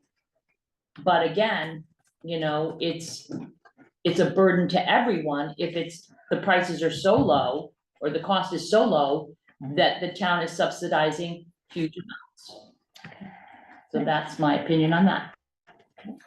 Well, we don't have, unfortunately, we do not have those numbers No, we don't. for historically because they would not give them to us. And we don't even have it now because we have no idea how many people are going to enroll.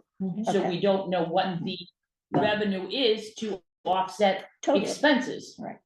So to me, it's kind of like half-assed. So we can, I think a lot of thought went into it, but. I'm not saying it didn't go into it. Okay, all right, John, comment? Anything? I just think the whole structure could change based on the evaluation of the program. Right. It could. So I understand both sides. I agree with Sally, and at the same time, the parents have no plan on this kind of notice. Mhm. So it is a definite difficult predicament here. I just think without the evaluation, and I think an adult has to be on the premises. I'm a little confused with, if this person leaves from 2 to 4:30, who's running the show when he goes coaches? It makes no sense to me at all. If you're gonna take the program, he's gotta make a decision, or we gotta say, this is what you've gotta decide. Or you got to hire a responsible Or we adult gotta to be there. replace him. and I just want to clarify that based off the numbers, we could externally hire somebody if the program continues to run, where nobody's saying that we wouldn't hire somebody else before he was allowed to do that. That's why I was trying to say they have to have the proper certification, there's things in there, obviously there's mandated reporting, there's certain trainings that have to take place. There's somebody that has to be CPR, certified at all times. There's just different things that have to qualify. So having an adult there, depending on, what your definition of that is, if it's a 22-year-old or a 26-year-old, or, depending on what your definition of adult, right, or expertise. So let me Is ask you this, so something we're different. gonna start this in a week and a half. So what if we don't have any of these people coming back of the 7? There will be some that come back. They always do. We have some people All right, that so there's that one are or two. about 25, 26 years old. They've come If there's back a for like 10 couple of years. them, are we gonna have enough? Or what if we don't have enough, what's gonna be the plan? Sure, and I think the first thing though is we need that to get those numbers, to get the answer, is it has to be, you have to be able to allow people to register and have, and be able to sign up So for they do something, that so in we a know. week, What and do then we you're gonna have pay 3 them? days to react. And what are we Well, paying them? Where are we paying who? The The- counselors? Hmm. Well, right now, the way the structure's set up is dependent on how long they've been here. So we have some folks that are minimum wage. And those are typically the younger, just starting out. We have some that are upwards to $18, $19 an hour. And those are the ones that have been here since they were like 15 years old, and, they've gone through all the way through college. Okay. All right, are we going to do anything with this, or are we just going to pass it along? I think everybody has good points, but as I said before, the problem is that it's circular. And everything depends on something else that hasn't been decided yet, depends on something that hasn't been decided yet, that hasn't been. I would recommend, I would suggest that we take no action on it, that if we can summarize the comments that were made and pass them along, that might be informative for whoever is going to deal with this after us. Does that work? Oh, Katie, does that work for you? Yes, it works for me. Okay, thank you. And Jen, do you have enough information for that? Okay, all right, then we're going to move on. Okay, and thank you, everyone. This is one you can't win. You can't win, no matter what you do. Okay, so, let's see. Leslie, Munis. Well, there's a bunch of informational items that I will elaborate on if someone needs more information than what is printed on the agenda. I think, well, the beaver Well, issue. we covered Everything but the three. beaver. Yeah, there's a beaver issue on Mesa Drive, and there's money encumbered from 24, but the project could cost 3 times what we encumbered, because they're saying it's a massive problem. Lots of beavers. I don't live near Mesa Drive, doesn't bother me. Your road to fix. The problem. It's your municipal improvement. Maintain. Okay, do we have an estimate yet? The first number the last number thrown out to Public Works was over $6,000. There's $2,600 encumbered. Well, But we have not seen engineered instructions to fix it. okay. 6,000 is not massive. Well, compared, well. I was thinking, I was thinking 30,000. But that does not include an engineering assessment of it. You say that, you just said 6,000. I'm We like, don't know. no. So we really don't know. So what is it doing? Are they flooding the area? Yeah. It's pretty impressive, actually. Well, I was on Mesa Drive the other day. I didn't notice any. They build their dams. You have to go down by where the road goes over. Where the beavers hang. I don't know. I mean, I dropped my grandson off on Mesa Drive. I didn't see. Down in the depression, down by the bridge. Ah. Okay. All right. I'll take a better look. So I think she's just alerting us to the fact that it's. Something that could be coming, raising its ugly head or tail. Or teeth. Correct, and it could cause a line to go over budget. Well, obviously, but on the other hand. Okay. All right, ARPA. grants, ARPA. As we established on the spreadsheet, there's about 17,000 in available money. In the packet, there was a proposal for AED devices. And sorry, Katie, you don't have this. There was also a request sent to me today from the Historical Society for a new floor in the museum at the cost of $18,000 and new windows at the homestead at a price of $10,000. And the AEDs are going, the defibrillators, how many different places? There are 7 of them. It's a total of 7 AED units. They would be one for the lodge, the pavilion, center station, the annex, the DPW garage, the recycling center, and a second unit for town hall. Okay. So these are all going to have to happen anyway. I saw something about a coupon. Yes.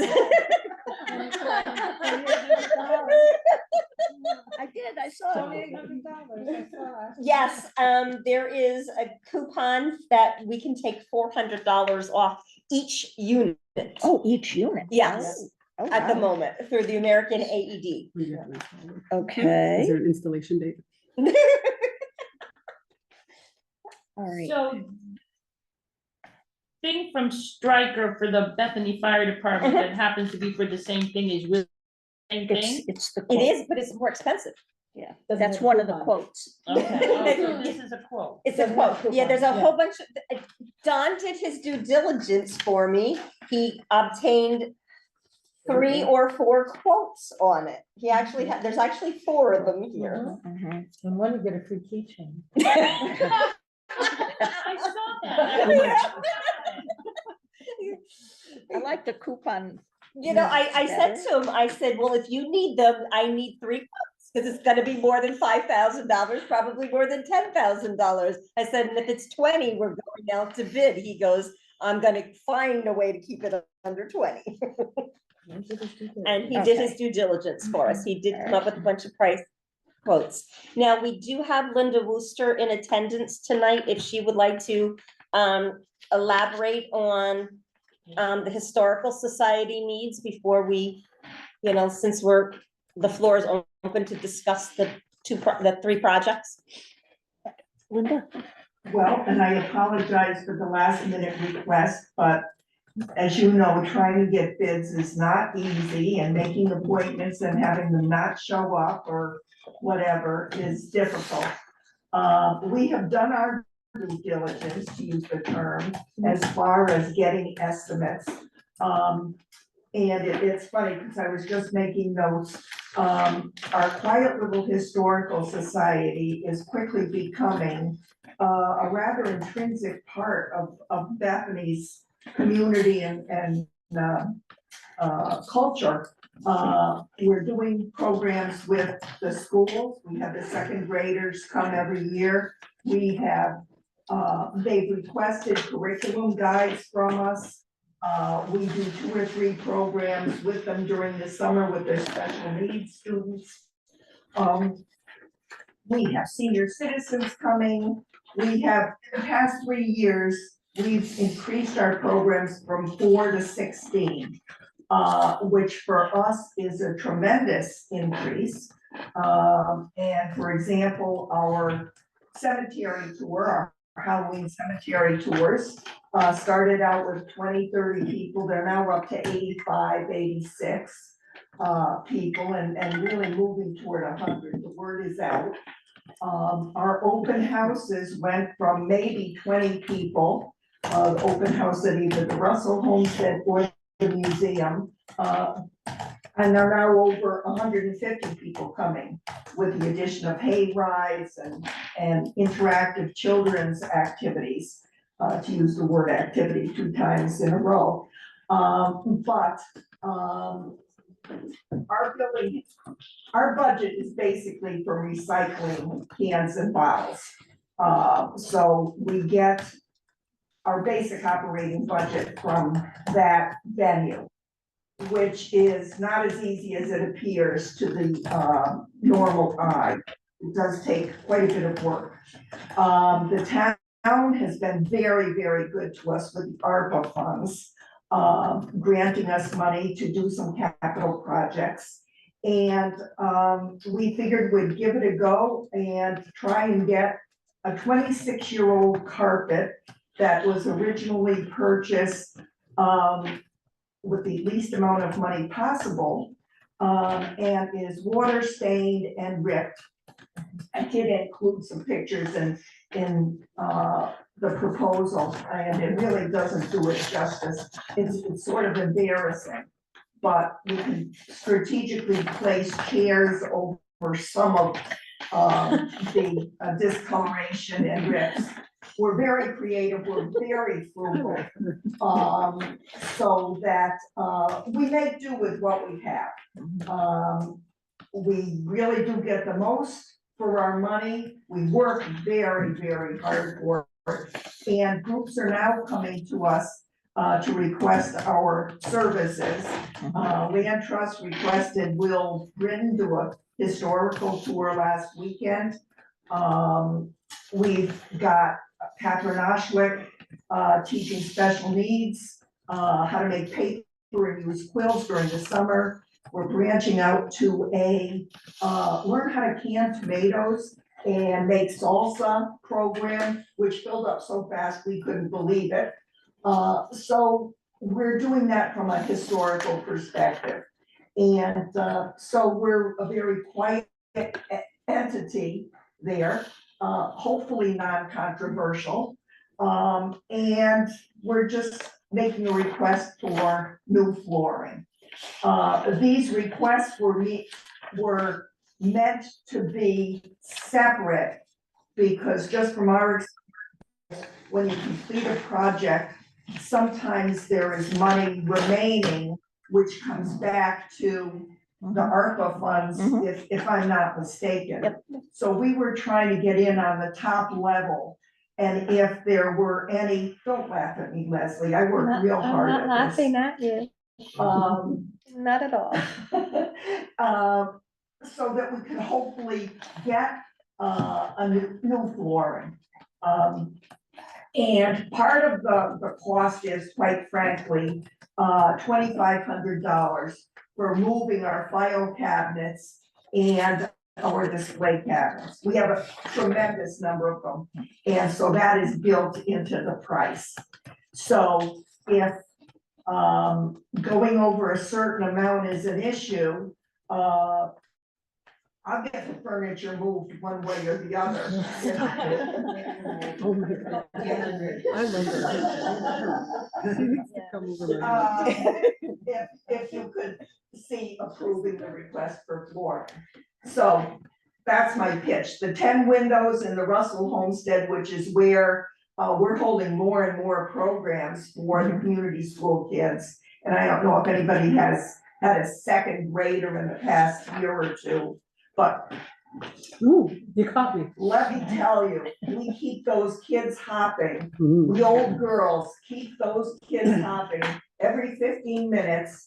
Candle making, peeling apples, planting, making butter, taking a 15-minute tour. And one child is enamored with the cellar of the Russell Homestead, where all the canned goods and where the meat was stored under the floor in the icebox. So it really is a learning experience from days going by. And we would just appreciate your support. And again, the requests were meant to be separate. I would never turn down a joint allocation of money, but I figured I would give it a try. Okay, so what we have in front of us are one for flooring for 18,200, one for windows of 10, basically 10,000, and one for 7 defibrillators for 17,000? No, 14. For 14,000. And we have $17,000. That's what's left. So the defibrillators, can we do them out of a current budget line that is not ARPA?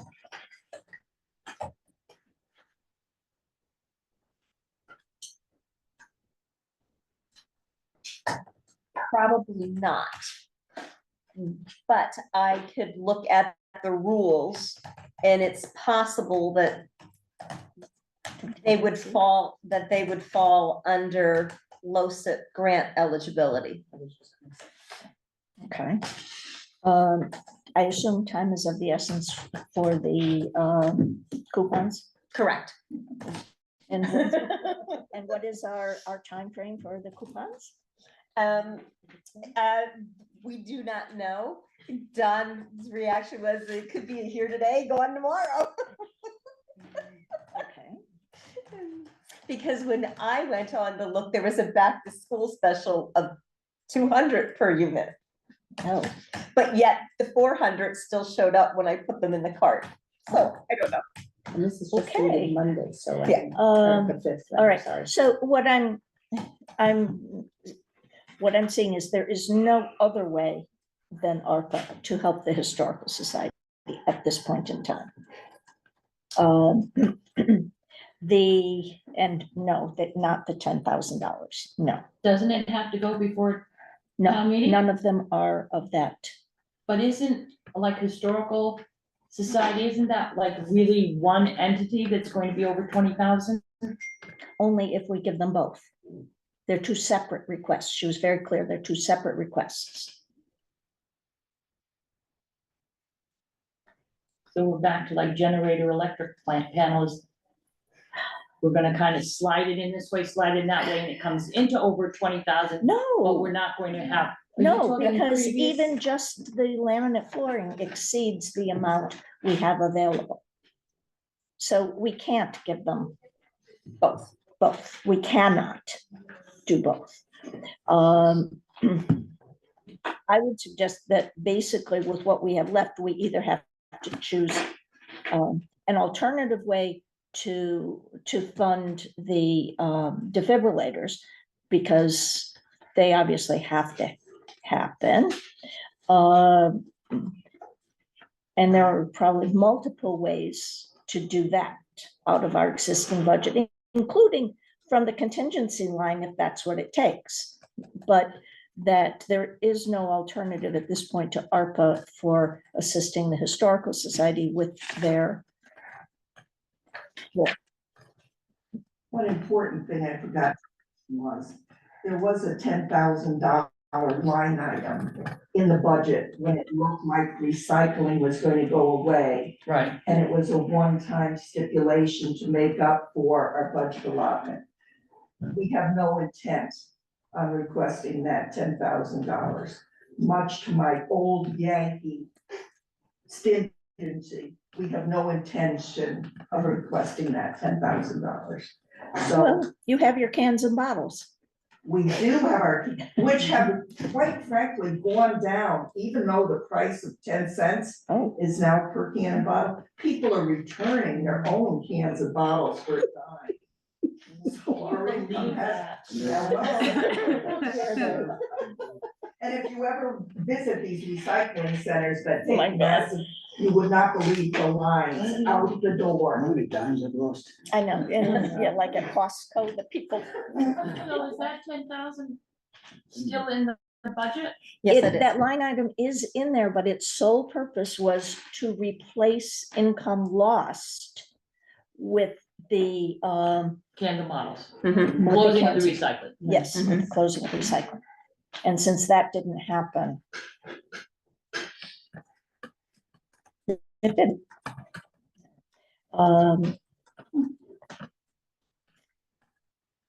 Okay, so in the, I'm kind of in between on this, in part because of obviously the public safety issue involved with the defibrillators. And also the fact that the Historical Society has benefited significantly from ARPA. With other improvements to their building. On the other hand, we do have alternatives for funding the defibrillators. So that's my thoughts. Anybody?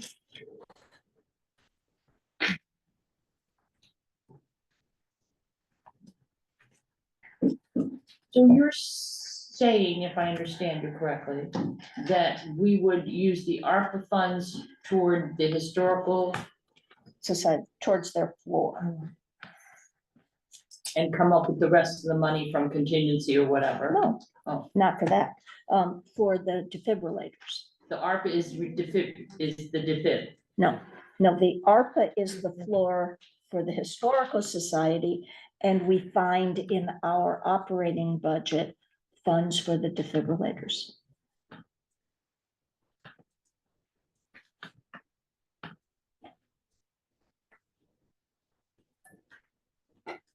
Or we can do it well, we can't do it the other way around. So that's why it's early in the year, I realize, to be spending what might be a contingency line. I think we absolutely have the obligation to purchase these defibrillators.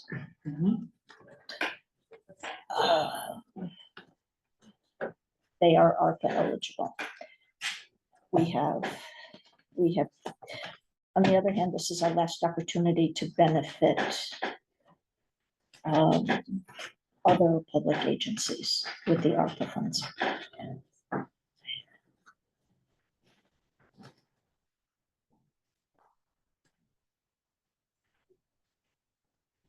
Well, if you put 17,000 towards the floor, there might be another way to get another grant or something for the, Well, or we just. pay for possibly it? LoSiP, Okay.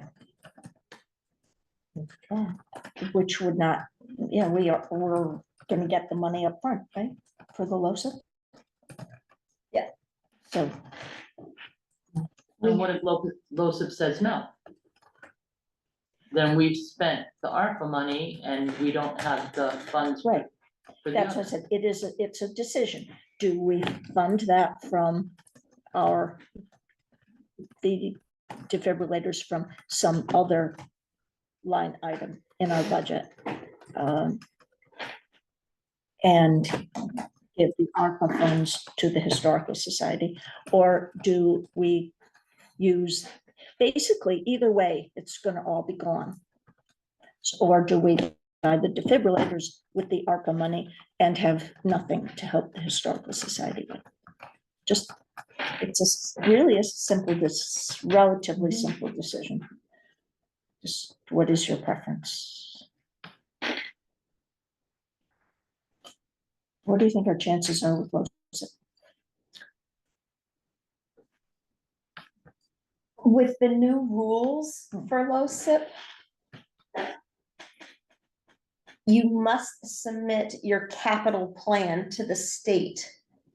And your capital plan must have the item that you want reimbursed on, and you must have it labeled that it is to be funded with grant money. Okay. Except that it's too late to submit the plan for this year because we didn't know about this. Correct. The money now rolls, so we can submit, so forward thinking here to budget season, when we set our budget, we need to label our capital plan with what projects we want to fund with LoSiP money. Okay. But meanwhile, we can access, because that rule was not in effect on July 1st. Yes, it was. Or, I'm sorry, in May, when we adopted our budget. Correct. Then we could not have done that. Correct. But the $68,000 that they gave us in June is subject to those rules. No, it's Katie. No. Oh, she's trying to call back. Oh, she's trying to call back. Yeah, we lost her. Right. Hello? Hello? Speaker. Hello? Katie? Hello? Hello? Katie? Okay, all right. So we have a catch-22 with LoSiP, so we're not actually gonna be able to spend it? The $68,000 this year, probably not. So we will have 135 to spend next year. Katie? Hi, this is voicemail for Katie Erickson. Okay. Apparently the reverse called her instead of us answering, and Oh, wow, so we'll But try it- that again. Give it another shot. but it was okay, Yeah, she called, but it reversed. all right. On the other hand, we have a surplus from last year. Yes. Of course, we may need all that money. We haven't even got to that yet. What do you want to do, people?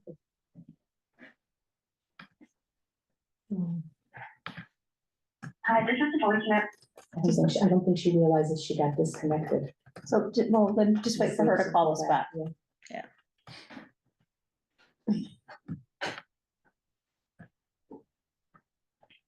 Okay, I'm leaning towards helping the historical society. you're leaning towards helping the Historical Society. Okay. Sally? Lean toward the- Here. Okay. John?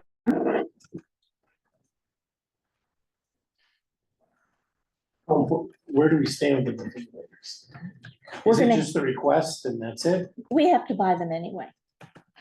No, There they are just, buildings that don't have any. yeah, Yeah. all And that's a these mandate buildings too. don't have them. No, they're not mandated, I don't think, but they're an awfully good idea. Katie, are you there? I mean, Katie? this- Yeah. Well, One of I the, just- one of Katie? 5,000.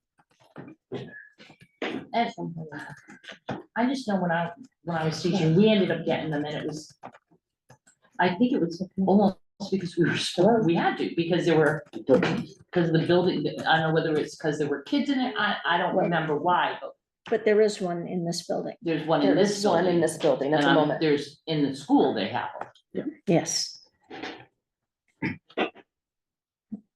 But having them in all the other buildings. Town buildings, I don't think it's a bad thing at all. No. It's.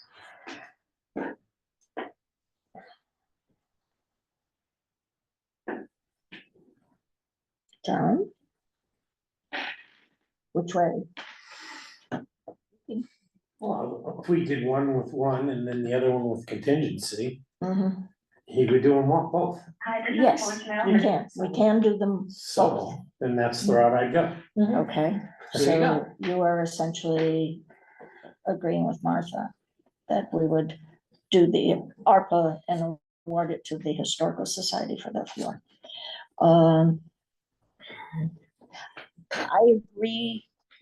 I agree with that primarily because I think we're going to do the defibrillators anyway, because we really need to. And also because I know that because of both the reduction in expenses and an increase in revenues, we did come up with a pretty nice looking surplus again. And although, of course, we've increased our budget because of the recycling center for more than what we tax people for, but nevertheless, I think I support awarding the ARPA funds to the Historical Society for the floor. I'm still trying to get Katie. We need what? I'm still trying to get Katie for you. Motion? Motion, we're almost Hi, done. this is voice. Her phone probably died.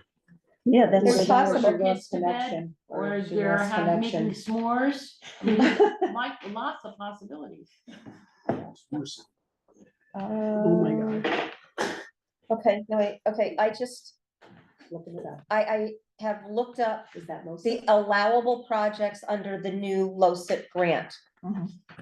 Roads, sidewalk and pavement, sewage treatment plants, sanitary or stormwater or sewer line, public buildings other than schools, construction, renovation, code compliance, energy conservation, and fire safety.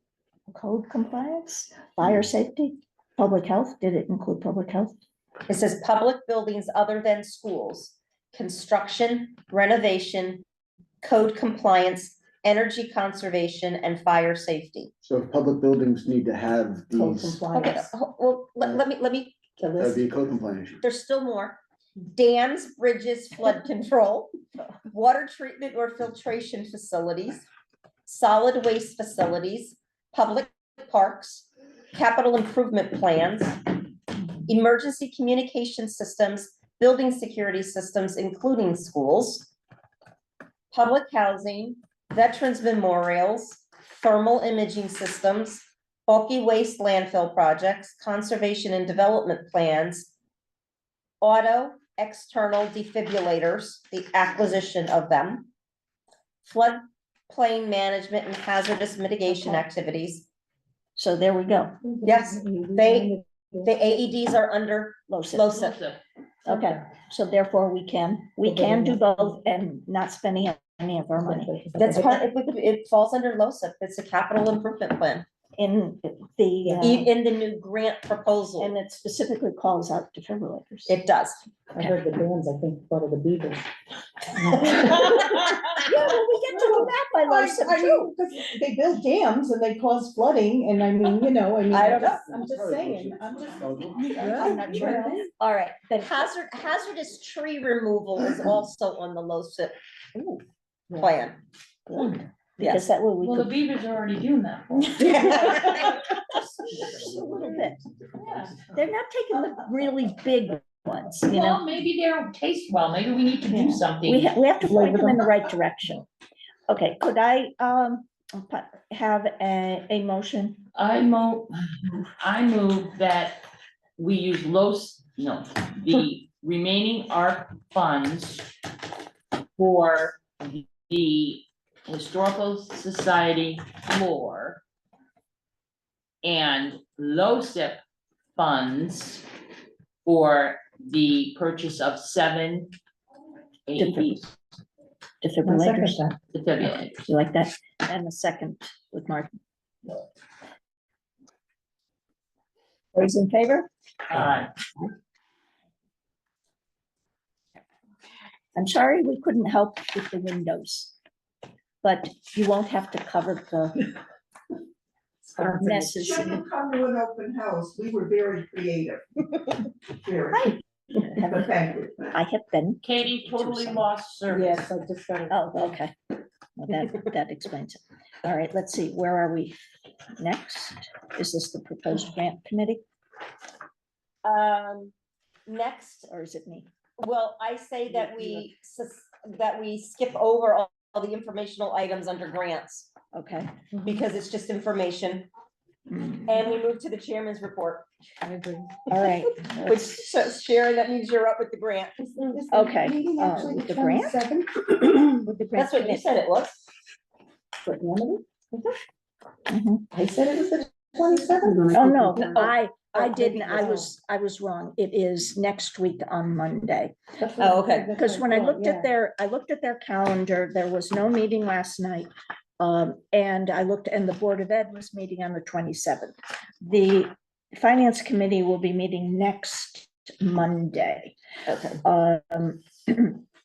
For what it's worth, they are currently showing a $990-something thousand surplus, which is less than the 2%. So they're gonna, Did you see the agenda, I Sharon? mean, not that they don't keep it all anyway, but Did you see the agenda? Because I think I gave you a copy where it said they're looking to set up an educational reserve. oh, yeah, I was about. Oh, I'm sorry. Okay. Yeah, okay, but the state law has changed. The law that lets them take up to 2%, but it had to be allocated to specific capital projects, has been changed. And they can now just set up an educational reserve that can be used for unassigned capital projects or operations spending, instead of having to be pre-identified Or approved. or approved projects. And it means they can use it for operating costs. And so they are asking for us to approve their using that process, which basically means they get to keep it and they don't have to tell anybody what And how they're much gonna is do it with it. again? Oh, well, for this year, it's $990,000, but they can keep up to 2% of the approved expenditure budget, which is one of the reasons to keep kicking that budget up. So they're asking if they can do it, what if we say no? Well, I just want to input something here, because I'm starting to say this at every board meeting. We may not like it, but if it's the law and they're compliant with the law, we've all taken oaths in our positions to uphold the laws of the state.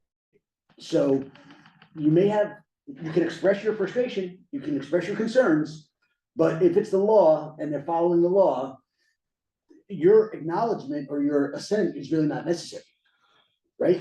Oh, no, she's asking the Board of Ed to change their policy. Yes, but really, They your said, action. do they mind if we do that? And I think we should say, yes, we do mind. Right, but if their law allows them to, right? The law. See, and I think there should be a groundswell of, Then if go to you Hartford. ask for your budget and your budget is approved, and then you have $1 million or a $2 million surplus, your I budget agree. can be reduced by that the next year. And because you I agree with you didn't 100%. Need it. I agree with you And if 100%. not, then I think that for the next 4 or 5 years, we only approve a zero budget. I agree with you 100%, but as I said to Because the they person, don't need the money. as I said to the person who was opposed to cannabis, we're not here to discuss cannabis. We're here to discuss the opening of a retail establishment. That was addressed in Hartford. And you need to go and discuss it with your senator, your representative, and change the law. But I agree with you 100%, by the way. But, and the frustrating part of it is they don't treat the municipality the same way they treat the Board of Education, right? But in the way that our finances can be self-managed, and we're the ones funding it. And I understand why they did it. I understand when towns started having financial issues, they were pulling from education and the education was failing. And I get that.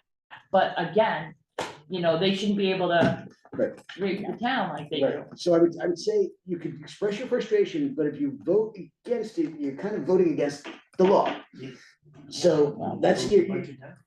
Okay, so we don't get to vote. They're Right. asking the Board of Education So, to change the policy. And they- I'm just letting you know that right, this so you is. can't tell them not to change their As policy. affected as we are. Mm, And that's- no. Right. We can tell them we think that that's pretty inappropriate. Exactly, tell them to reduce their budget, that's what Yeah. you should tell them. Well, I know, the last thing they need is another cent of operating expenditure. Anyway, the grant committee that we've wanted to get going.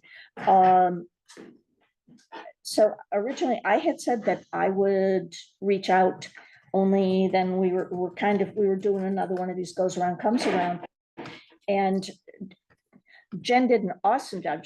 This is an item that's for discussion on September 10th, but there's a document in here where she collected all kinds of mission statements and operational statements and forms and stuff that is not a recommendation. It's just a bunch of stuff for us to go through and pick what we think are the right things that we ought to be doing and yada yada.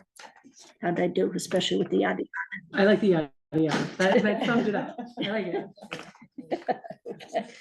That's The one template is one that you actually have to use on one of the grants, correct? yeah, but So every grant has a different template. So what I did was I took one that was actually when I did something with, I believe it was a trip grant, and I had Scrog, I reached out to Scrog, and this is something they gave me as like a preliminary checklist before you apply to a grant, what you should do once you apply to the grant, what should happen once you're waiting, once you get approved, all the things. And so this just kind of gives you an overall of like, if you're not prepared, or if you don't have, the right resources before going into this, should you be applying for that grant?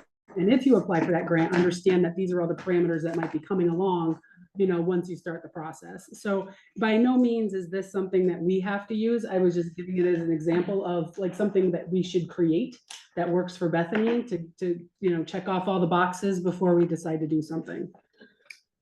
and it's incredibly thorough. Smart sheet. It would be incredibly aspirational for us, but anyway, September 10th, we will set aside time. Okay, the next one, the potential funding for a management review consultant as recommended by the town attorney. Okay, so this is the one that we mentioned earlier that again, Jen checked with our the different organizations that we're members of to see who they had, and came up with one and one, from CCM, and our Board of Selectmen were not happy with the credentials presented, and now she's found potentially another one, and that'll go forward. Our job will be to provide funding. Now, the first one recommended, what did he, He was gonna start with, 9 to 20? no, so what he said was, if you just did Parks and Recreation, which is where we wanted to start, it Yeah. was gonna be approximately about 40 hours and would run anywhere between $6,000 and $10,000, 10,000 being the max Mhm. to cut off. Okay, just so you know, presumably this is going to come around again. I suggest that we, again, forward it for Board of Selectmen action, because until they do something, we can't do anything. We can strongly encourage them to take some kind of action. I can go to their meeting and strongly encourage that they take some kind of action. I did that once, You didn't I? did, last meeting. On the same thing. Okay. Then the next thing, Vin has brought to our attention the need for a separate legal defense budget that is beyond the retainer and the scope of that. Okay. Now that's this one. There was also yet another one, which was for The town meeting question. for the town meeting question, where he said it's a conflict of interest for him to pursue that question because he represents the town and the first selectman. That's something else that, are you pursuing that? Are they pursuing? Is this Well, another thing they haven't? Well, this is an interesting, again, this whole process We has will be out created. of here by 9, I promise. Yes, this way, I will keep it Well, oh, short. wait a Maybe, minute. maybe. Maybe, I'm gonna Yeah, try, there is I'm other gonna try stuff, to use yeah. complete Right. sentences too. True, I like it, I like it. So, first of all, we're early in the budget process, but this was an event that happened. I believe, in the mountains of Seattle on July 4th. It was immediately after the start of the fiscal year. It was an unforeseen event, as most legal events are. But you budget, this was something that was just generally totally unforeseen. And just so you know what it has created as a matter of legal work, there's an unemployment claim by Mr. Mastrangelo that's been filed. There's a subpoena served on the town by the Office of Child Advocacy. There's interactions with the Connecticut State Police. There have been no less than 11 FOIA requests and no less than 5 FOIA appeals. Those were filed by the New Haven Register's reporter who's comes to meetings. So that's just legal work that has arisen since about the first week of July.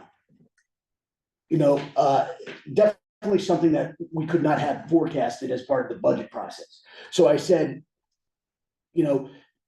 thinking about Bethany, thinking about the 169 towns. Now, I've been practicing in municipal law for 30 years. I represent 13 towns.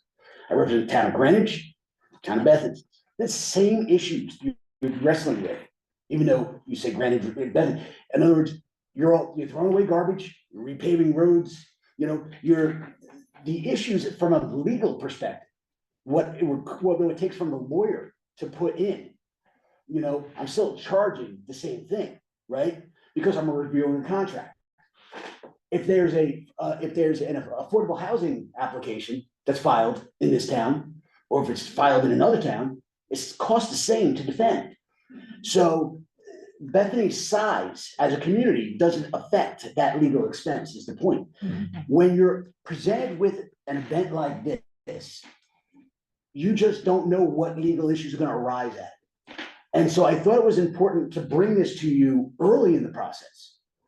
There's money in your legal line item today that, it's not, but so you can think about this. You don't have to take action today, but I want you to be aware of it. I mean, you have a lot of legal issues to address. I'll also let you know that I just discovered. The retainer between the firm and the town, we bill, the retainer, what we get paid $3,100, and most of what we do on a day-to-day basis is billed to the retainer. So no matter what we do, and on average, I bill $8,000 a month and I lower it down to $3,100. If it's outside the retainer, according to the retainer, I'm supposed to be billing $250 an hour. I'm only billing me $200 an hour. Oops, that's on me. So I just discovered that. You don't have to discover that. I know, but just so you know, I'm gonna keep it. I'm What gonna has been seen keep can it at be $200. I'm gonna keep it at $200. But just so you're aware, on the Mastrangelo, just kind of what's arisen, the bill for July is $7,100. Now, I'm gonna review that, I may reduce it, but that's kind of where we stand, just not on the FOIA stuff, not on the unemployment stuff, not on the subpoena. That's just on the going to these town meetings, going to this board of selectmen. I mean, there have been special board of selectmen meetings, special board of finance meetings, special town meetings stuff that last forever. We never get out of executive session, and then I get up in the morning and there's 50 questions. So legal has been Bethany is not a quiet town like it was in June, right? So I can't predict, no lawyer can predict.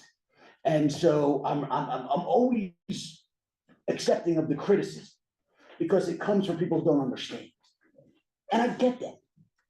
Because why would you? Why would anyone? You can't predict, and no lawyer can predict. I don't care how good that lawyer is, what it's going to take until it happens. And I didn't create it. I found out. And I'm going to be as honest as I can be. And the first select woman knows this. She and I had some words because I found out too late in the process. But that didn't. When I reflect back, it wouldn't have changed anything. People can be angry, people can be upset, but there were events that happened, there were facts that happened, but the reality is the actions taken by the town had to balance the interests of protecting the children, the interests of the employee, the liability to the town, because I didn't know anything, but the first selectman, we didn't know whether any of the allegations, and there was no way to know. And we can't impute on then the facts that we know today. You just can't do it. So based on if I were giving advice then, based on what I know today, the outcome would have been no different. Because you can't risk impairing the reputation of a young gentleman based on uncorroborated, unknown claims. That would be exposing the town to unknown liability. So what do? You take the person out of the environment immediately. That was done immediately. All right, he was put into a closet to work. That could be questioned, but he was not around children. And as soon as the children came back in, he was let go. So, again, criticisms, I don't get involved in that. As a matter of what I would have given as a matter of legal advice, I don't think my legal advice, if I gave it then, would have changed anything. So if I'm looking at this fairly, impartially, honestly, and again, trying to listen to everyone, and I've spoken to members of the public out in the parking lot, and once we have an intellectually honest conversation, and this is not a time for us to kind of throw spears at each other. There's a lot of liability coming to this town if we don't play our cards right. And before we start throwing people further under the bus, let's just remember the facts. What do we know? What did we do? What were our concerns? We did everything right. We did everything right. And nothing could have been done differently. Notices, liability. It is our job as elected bodies to protect the liability of the town based upon the best information we have. And everyone can criticize us, but they don't know everything that we know. So there's going to be a lot coming, and I may be back, and I'm going to keep you as informed as I can. Okay, but what do we do here? Well, so what I would ask, That's really, well, this is the problem. I'm gonna ask the first select, well, your next regular meeting? Is, well, I could have a special one, Well, hell. is September, the day after Labor Day, so that's the third. So I want to be sensitive to the town meetings question. I don't want to delay too much on getting them their answer. For that, I'm gonna request an appropriation of $7,500. It's gonna range probably between $500 to $7,500. That sounds fair to find a lawyer to put a memo together to answer a relatively straightforward question. All right, and at $200 an hour, which I'll try to get them to do, that should be plenty of. With respect to what I'm gonna say, the Mastrangelo line item, and I don't know if we need action of the Board of Selectmen first. I know, that's what the wheels of the bus here. I don't know, I honestly don't know what to tell you for way of appropriating, except the month of July, I can, based on my time entries, we have about $7,200.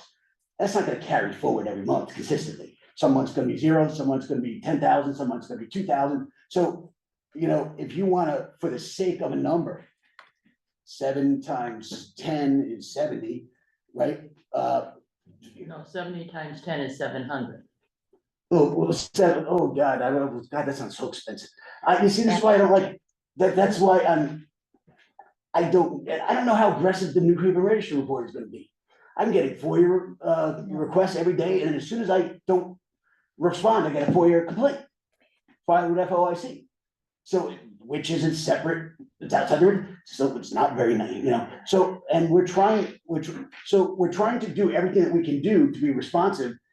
And we're also trying to take a step back and look at the government as a whole as to what needs to be done. So, my recommendation now would be to consider $75,000, and what I would suggest is when I submit my monthly invoices related to any Mastrangelo matter, that they be copied to this body, so that this body can be aware of the legal expense, since it's a special expense. And we can just talk about it as we're going okay, forward. backing up just one thing.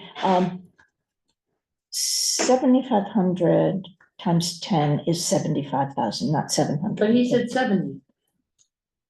Times 10. That's what he said. Well, that was my Italian math going on. Right. Yeah. But that's what Oh, he said. okay, all right, I'm sorry. No, that's all right. I But I that was- was going back. Yeah, to that was real- Italian math going on, I'm sorry. Okay. Carry the To one. just- All right, so what I need to do then, I guess, is go to the Board of Selectmen and ask them to request, I don't really know how this ought to work.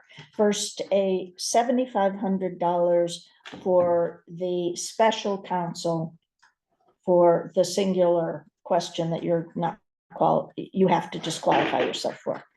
And that's a conflict of interest, and ask for, or tell them it's been recommended that we set up a $75,000 line for special legal expenses. Now I've got a question about a third one. But that special line, isn't that specifically for Mastrangelo? It would be for legal related to Mastrangelo. Right. Okay, but do we also need to be looking now at potential funding for damages? Yeah, well, I'd like to reserve on that, because I think. So let me say something broad. But quickly. Intentional acts are generally not coverable acts. Right, you hit someone with a 2x4, insurance doesn't cover that. So I'm not prepared to answer the question. You may not have coverage. Right? And but we're not gonna lose sleep over this. Don't get word until I get word, right? because what we're gonna do is we're gonna discuss it with Kerma, and we're gonna be certain first, and if, yes, Don't forget. yes, and if there's an issue of concern, we're gonna have, because we have to remember, we have to disclose this on our financial reports. Okay, so this is something this is why I say, we have to start acting more responsibly as citizens. Because this is something that affects this town globally. It could affect your real estate property tax, values. You know, because there's 5 potential or more victims here. With potential large claims, right? I don't know what the jury might do one day. So let's just settle down and come together and move forward. At what point do you think you could make a recommendation to us? My Just a plan, guess. yeah, my plan is to have to meet with Kerma in the month of August. So wouldn't it make more sense for him to present it to the Board of Selectmen, so the Board of Selectmen could forward it to us by September tenth? Because they're meeting ahead of us, because if we get it September tenth, then we have to forward it to them, they're not gonna meet again until October, and we're just pushing it down the road. I would like to point out to you that at several Board of Selectmen meetings, I have requested that they take action on certain things, and that's not happening. But, yes, we can, I don't know. And I've discussed this with both selectmen, all 3 selectmen, independently on the phone. We need for this to happen. Okay. Well, Sharon, just for purposes of your planning, Mhm. and again, I don't want to get ahead of ourselves, and I don't want anyone to get concerned, I don't want to see headlines tomorrow, right? That we definitely need this to be part of your budgeting going forward, Yeah, right? But, yeah, but we already have a budget for fiscal 25. right, but we don't necessarily have any claims made, Oh, no. right? We have potential, so we don't have, we may not have this fiscal year concern. Mhm. And so that's what I'm saying, I don't want to get ahead of ourselves, but I want us to be aware. Okay, all right, then I will go to their meeting. Well, here's the thing, do we need for them to request for us to, the $75,000 request requires a special town meeting. Correct. So, I will go to them at their September meeting. Or if there is a special meeting earlier, go and ask for a special town meeting on. Yeah, this is my thought, Sharon, is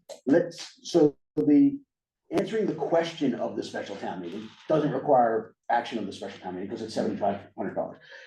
I don't want to go to that special town meeting without having the answer, giving them their answer, right? So, so let's keep that in mind also. So selectmen are gonna authorize me to retain independent counsel and request this body to appropriate, Okay, and then, they didn't do that at the last meeting. no, so we're gonna do that at this meeting. Is that a promise? Well, I'll be there. I mean, this is, it's getting. Yeah, I can't guarantee it. It's getting very difficult because. Was the independent investigator hired? No. That's No. gonna be this Thursday. Well, not No, hired, I take that back, which not hired. independent person are you talking about? Answers.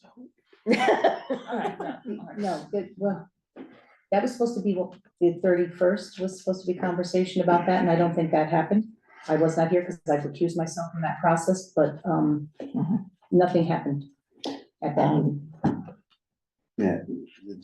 So we don't have to worry about putting additional money there, Not yet. That was already approved for that. Well, huh?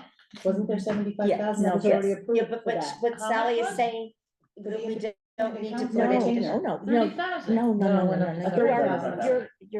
There are separate independent, all right, this 70, That special counsel, Mm-hmm. independent Oh, counsel I was on vacation, is it separate wasn't from hybrid, so I the did that. special counsel But you- because of Right, his you're at a conflict, hybrid Right, meeting, which is you the couldn't- No, I 7,500. understand that.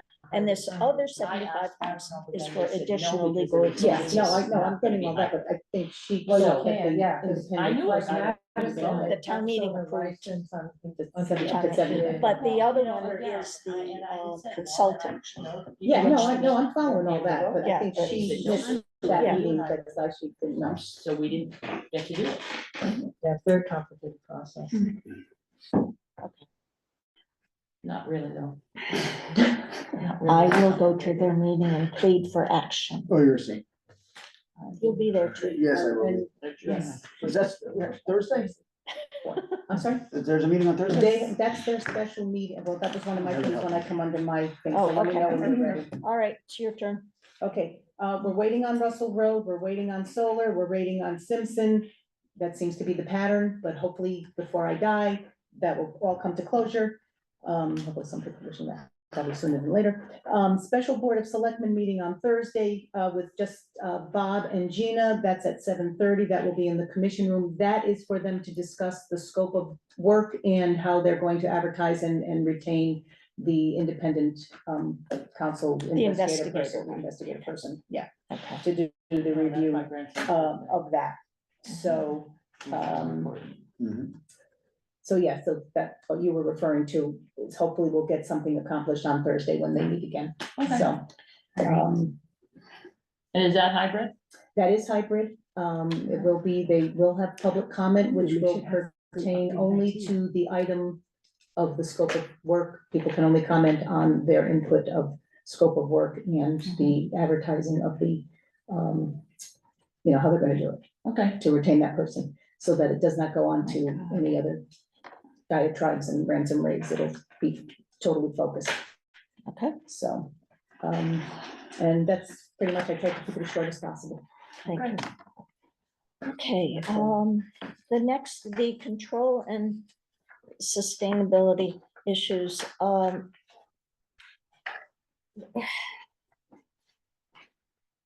we've been asking for several years now for some of this stuff to happen. Some of our organizational controls to be analysis and whatever to be put in place, and it's kind of very, very much an important question right now.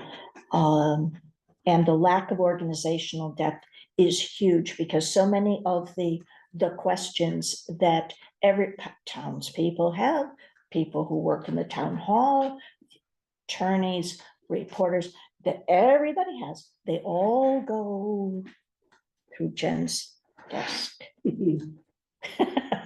Right? Am I right? You're not lying. I'm not lying, yeah. And you know, I mean, when I saw the list of stuff that Vin wanted, I'm like, holy crap. Who's gonna do all this stuff? We have nobody to, It was just a suggestion. you know, but Jen. Anyway, if we can ever figure out what a scope of things related to, I'm not sure which investigation or analysis, he has some interns potentially. But, okay. You two want to hit these? So are we talking about the lack of organizational depth, or are we going on to HR analysis? Well, It's it both. doesn't, I can tell you. kind of roll- they all go together. see, I see it as a one great big snarled ball of yarn. It is. So Okay. here's the thing. So for Board of Finance, I think there's a different conversation for the Board of Selectmen. Yeah. But for Board of Finance, here's some of the things. Like, first of all, I know that the consultant was turned down, or tabled, postponed, whatever we want to call it at this point. But I will say, I will continue to advocate for that. I think that it is very, very difficult for somebody who is internal to be able to do an unbiased assessment of what's happening in the town. I think when you're immersed in a situation, it's very difficult to look at what should be instead of what has been. And so I will continue to advocate for that, because I think that there are comments that it should happen, and that's what we're paying for people in the town and all the things, and I'm not disagreeing. But I think in this situation that there needs to be an outside perspective. And I can't do that, Paula can't do that, Leslie can't do that. We've been here long enough where we've seen what has been, and we need to at it from an unbiased perspective. And just a quick piggyback on that, no, in. 2 minutes or less, Yeah, Ben. no, in my Mastrangelo review, I've looked at personnel files, and there were things done, so this is going back a couple, in prior administrations, like in 2012, getting W-4 forms for employees that were hired before that. So we're going back administrations, W-4 forms for new hires, that we don't have. So it's like, these are basic things that, that it's like, I question why didn't we have that? And, so that was in someone's personnel form from 2012. So it's not a today issue, it's always been an issue. And now we have to fix it, so that going forward, we don't have to address these issues. So that's why I'm saying it's time to just get it done. So from that piece, I think obviously it starts with Parks and Rec, because that's where the crisis is, or chaos, whatever you want to call it. We need to handle that situation first. And then I really do think that it needs to be the entire town hall and how it functions. And I think that you're going to see some interesting results. My next thing is, I would say for the Board of Finance, is that we need to build on our communication. I have been advocating for push technology for 2 years. I think that most people do not go to a website anymore. They do not, take any extra steps. If you have to do 14 clicks in order to get to your agenda, it's not going to happen. Whereas push technology has kind of been at the forefront of allowing people to pick up their phone. It's right there. You get the text, that you want. If you want to unsubscribe, have at it. But it's something that you offer to the town, gives them updates in various locations, right? And what's happening. I think there needs to be more social media presence. I think that, most of the things I see on Facebook, though lately we have been a little better. I think most of it shows up as our human services senior lunch, and what's happening down in the senior center. But we're not really pushing anything that's happening, what we're doing, and the really good things that we do internally. What does that mean? Besides obviously having some more, funding for technology, I think that we need an IT person. We need at minimum a part-time IT person. Social media, yes, of course, but there needs to be somebody who can stay on top of the communication on a consistent basis. And I cannot do that with the amount of workload that I have. So I would think that that should be a conversation at some point. I did, obviously, stepping back, I looked at the push technology, and I won't say only because it's a fee, but it's $4,000 a year and covers every possible text message that you could possibly want to send in any kind of location, including DPW for any emergency needs or road closures or any kind of thing like that. So I just wanted to throw out a number in case you're wondering how much that would cost a year. The next thing is that we probably as a town should be looking into wellness things for our town. I just added on for for staff, but families, community, things like that. We don't offer anything. We don't have a social worker in town. We don't have anything. So we outsource. We do have a consortium with Woodbridge, but it appears that there really is no value there for us on a majority of these issues because they geared towards Woodbridge, Milford, Orange, that category. We're not falling in that category. So maybe that needs to be a relook on what we're actually offering for our town. The EAP, the Employee Assistance Program, costs us now, I just signed up $3,500 a year. And that covers them for any kind of counseling they may need, includes rape counseling, includes, mental health just in general, and includes lawyer advice, legal advice. There's a whole gamut. They also do some training for it's like slight additional costs. They can come in and do, entire town trainings.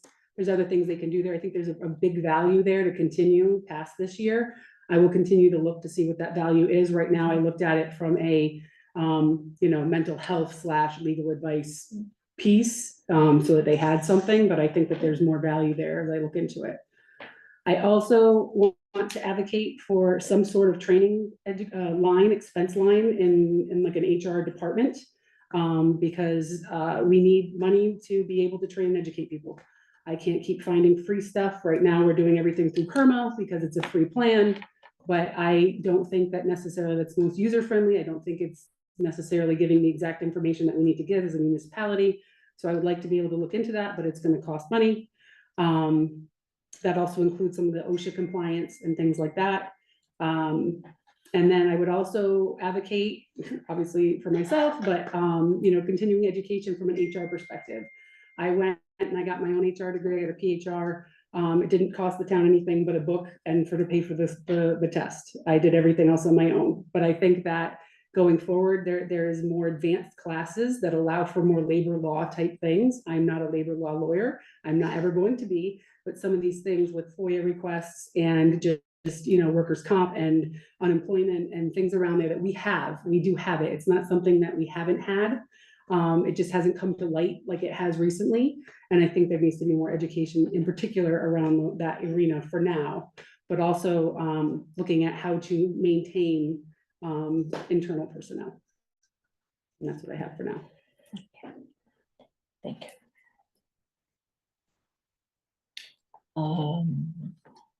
What else?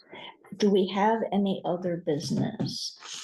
Oh, I do want to point out, by the way, that our new auditors have already remarked on the lack of organizational depth. Yes, they. No, if you have, whatever, Not surprised. no. Been in our management letter for how many years? I know. Cost money. Cost money. Okay, any other business to come before us tonight? You're still sitting here. She got money, she had to. She couldn't bail after she got the money. Okay. Second, it was unanimous. Wait, your next, it's not a big deal, but the next meeting is September 10th, 2024. Okay, To adjourn. all in favor? Consensus, right? Thank you. Good night, everybody.